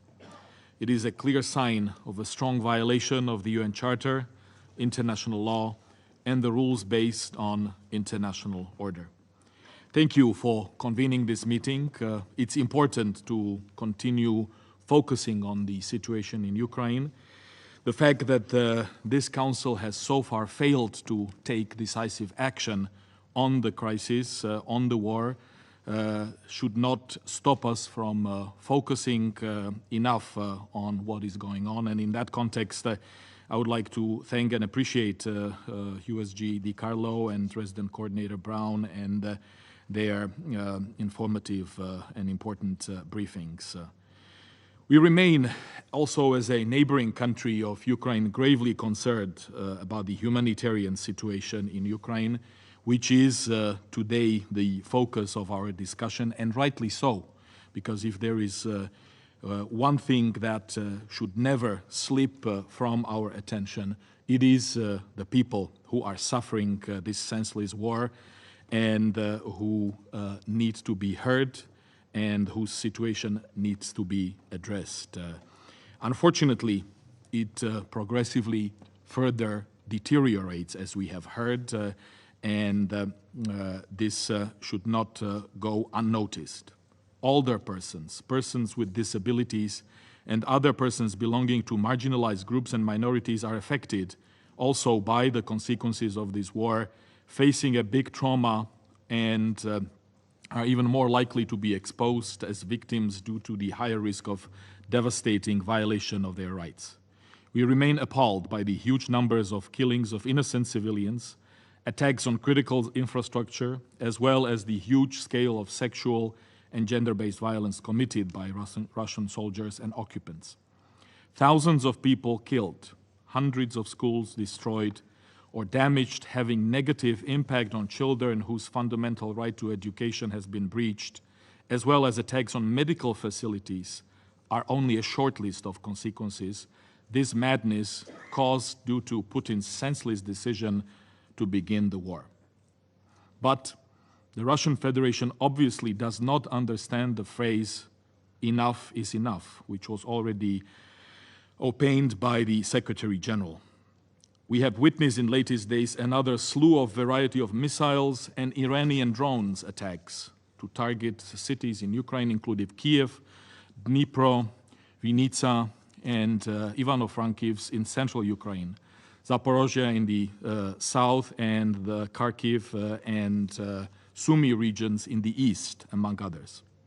We are particularly concerned about attacks on energy infrastructure, having impact on people's access to water and heat, which is particularly disturbing with regard to coming winter. We are deeply concerned about the serious effects of the Russian invasion on global food security. As we know, millions of people around the world are being pushed into extreme poverty, hunger, and lack of access to food. And in that context, we, of course, fully support the extension of the Black Sea Grain Initiative and safe passage of agricultural delivery and shipping from Ukrainian ports, and we hope that this will be done. No one, unfortunately, can predict when this senseless war will end, and we want it to be as soon as possible. But those who believe that by reaching a truce, silencing the guns, everything would be over are wrong. Perpetrators of such heinous attacks like those in Bucha, Kramatorsk, or quite recently in Izium cannot remain unpunished, must and will be brought to justice. Slovakia recognizes Ukraine as an independent, sovereign state with unquestionable territorial integrity. All acts associated with the forcible acquisition of Ukrainian territory by the Russian Federation are null, void, and illegitimate. The so-called referenda in the occupied regions took place during an active armed conflict in areas under Russian occupation and cannot be called a true expression of the will of the people. Slovakia will never recognize these territories as anything but a part of Ukraine. The voice of the United Nations from last week was crystal clear. We have received a lot of questions from our citizens, from the media, from young people, and the message needs to remain clear. Therefore, we urge the Russian Federation to fully implement the United Nations General Assembly resolution of 12 of October without further delay. This is the least that we can do for the people of Ukraine, for those suffering, and for the future of our planet. I thank you, Mr. President. Je remercie. I thank the representative of Slovakia for his statement. I now give the floor to the representative of Germany.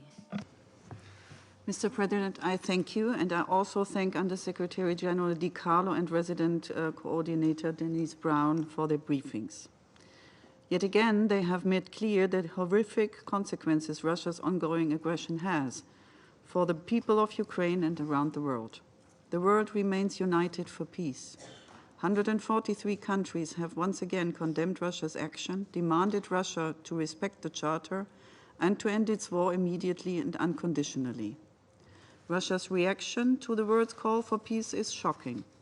Over these last days, it has escalated its attacks, deliberately and systematically targeting civilian infrastructure.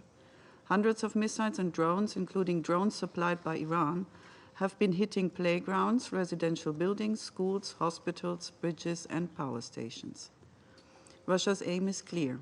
The Moscow regime wants to subjugate Ukraine. It wants to plunge Ukraine, quite literally, into darkness and make Ukrainians freeze, knocking out electricity and heating for millions of civilians.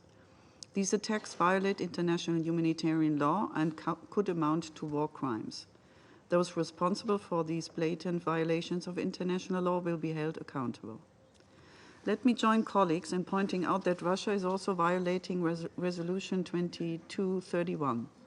Yet another example of how Russia, as permanent member of this Council, fails the UN Charter. All information we have is quite clear. The Iranian drones are being used to terrorize civilians and have been delivered to Russia without prior approval by this Council and therefore in blatant violation of Resolution 2231. We are concerned, and very much concerned, by reports that Iran also intends to deliver ballistic missiles to Russia. We would welcome an investigation by the UN team responsible for monitoring the implementation of 2231 and stand ready to support their technical and impartial efforts. Mr. President, Germany will continue to stand by the UN Charter wherever in the world it is breached, and we will continue to stand by Ukraine. We stand ready to support Ukraine in mitigating the devastation caused by Russia's attacks. This coming Tuesday, Chancellor Scholz and President von der Leyen will host the International Expert Conference on the Recovery, Reconstruction and Modernization of Ukraine in Berlin. This conference will galvanize international support for Ukraine's recovery and reconstruction. To conclude, Mr. President, the Russian Federation must change its course, fully respect the letter and spirit of the UN Charter, and withdraw from Ukraine. It must comply with the legally binding order of the International Court of Justice to immediately stop its military operations against Ukraine and withdraw. Germany will continue to uphold the territorial integrity and political independence of Ukraine within its international recognized borders, and this is the duty of each and every one of us. I thank you. I thank the representative of Germany for her statement. I now give the floor to the representative of Poland. Monsieur le Président, Excellencies, at the outset, I thank you, Mr. President, for convening this important briefing, and also thank today's briefers for their valuable statements. Poland supports the written statement presented for today's debate by Lithuania on behalf of Lithuania, Latvia, Estonia, and Czech Republic.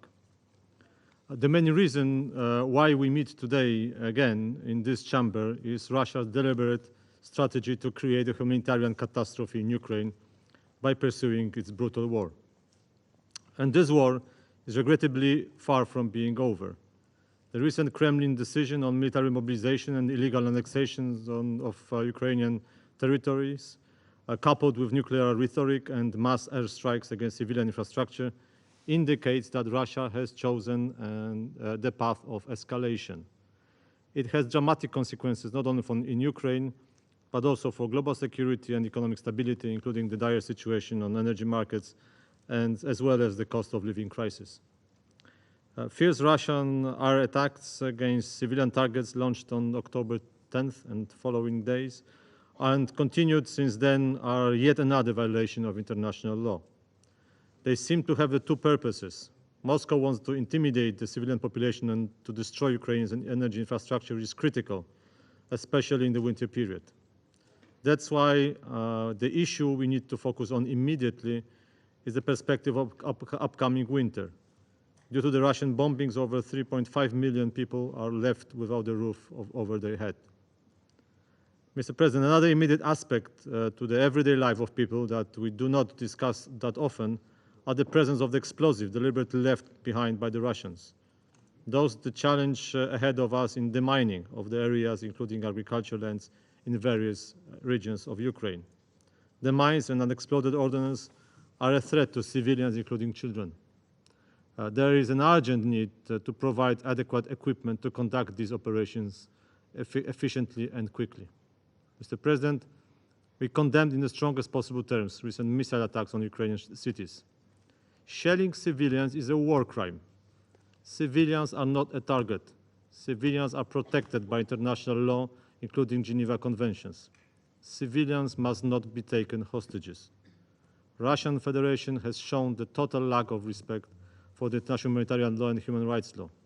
Its forces have committed horrific atrocities. Poland will continue to work with international institutions and Ukraine to ensure that those responsible for these barbaric acts are held accountable. Poland has consistently supported Ukraine and its citizens in the fight against the aggressor. Poland became a new home for over 1.3 million refugees who enjoy the same access to public services and social security benefits as Polish citizens. We also help those who stayed to fight for their country and cannot leave by providing government's humanitarian aid. The only appropriate response to Russian attacks is to increase the scale of our support for Ukraine.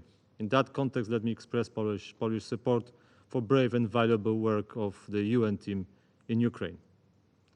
Mr. President, I would like to emphasize that the whole tragedy that this enormous humanitarian crisis is purely man-made.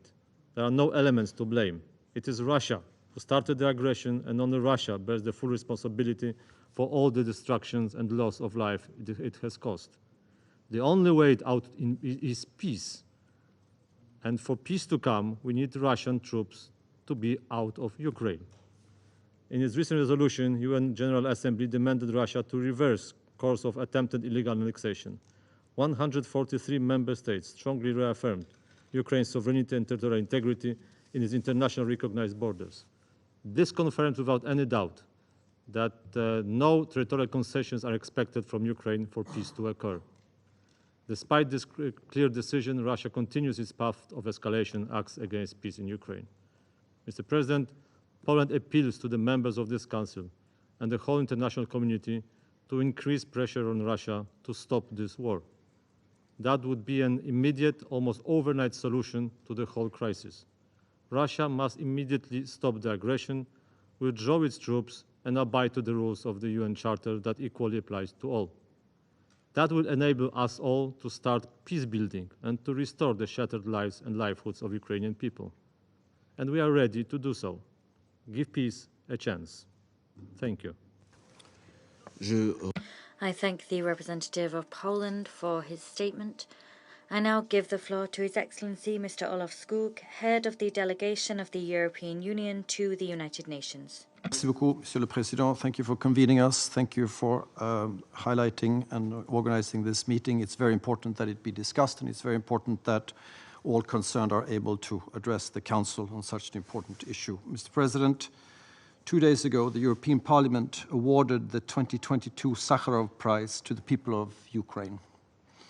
For a people who are safeguarding the values of freedom, democracy, and the rule of law, people who have been forced to flee, and people who have sadly lost relatives and friends. There can be no more deserving people of that kind of a recognition. Mr. President, we are appalled by Russia's intensification of bombardments on civilians and civilian facilities, which constitute serious violations of international humanitarian law. This and last week's air attacks deliberately targets critical infrastructure and terrorize civilians in Kiev and other Ukrainian cities. Targeting civilians, schools, and energy supplies can never be legitimate. Almost a third of Ukraine's power stations have been disabled. Russia must be held accountable for these evident violations of international humanitarian law that are resulting in hundreds of civilian casualties every week. The same goes for those who facilitate the aggression, Belarus and Iran. We strongly condemn the clandestine transfer of combat drones by Iran to Russia without seeking the Security Council's prior approval, which constitutes material breach of Security Council Resolution 2231. The damage to Ukraine's energy infrastructure is creating major challenges in view of the upcoming winter and will require stepping up the international humanitarian response. During his visit in Kiev this week, EU Commissioner Lenarčič announced the mobilization of an additional 175 million euros in humanitarian funding to address urgent needs and provide education, food, access to water, and protection from the cold winter. However, no level of humanitarian funding will be enough if Russian attacks continue to target energy infrastructure and heating stations. More than 400 of these have been damaged in the past 2 weeks alone. The Russian Federation must immediately stop its attacks, suspend its military operations in the territory of Ukraine, and withdraw all its military forces, armed groups, and other unauthorized personnel from the territory of Ukraine, as has been set out by General Assembly. We know that humanitarian needs in Ukraine are immense and growing, yet we cannot even assess their scale in the non-government controlled areas. On Wednesday, we heard a plea from the UN resident coordinator. Access must be given to humanitarian organizations immediately so that they can assist all vulnerable people in Ukraine without distinction. This is not about politics, it is a humanitarian imperative. We are devastated by the repeated discoveries of atrocities in liberated areas and the increasing horrific number of civilian casualties across the country. Where the Russian armed forces have been, minefields are left behind, making delivery of humanitarian assistance impossible and endangering the lives of innocent people. Shocking are reports of arbitrary executions and detentions, rape, torture, and other ill treatment, unlawful forcible transfers, and deportations of Ukrainian civilians, including children, within territories under Russian military control to Russia. We note that the UN Independent International Commission of Inquiry on Ukraine concluded, based on the evidence gathered in the regions of Kiev, Chernihiv, Kharkiv, and Sumy, that atrocities to be classified as war crimes have been committed in Ukraine. We stress the importance of collecting, consolidating, and analyzing evidence of violations and abuses of human rights and violations of IHL and related crimes committed in the context of Russia's aggression against Ukraine, and we support measures to ensure accountability, including the investigations by the prosecutor of the International Criminal Court. We also underline that all international and regional accountability and monitoring mechanisms should be granted full, secure, and unrestricted access to the entire territory of Ukraine, including to all war-related detainees.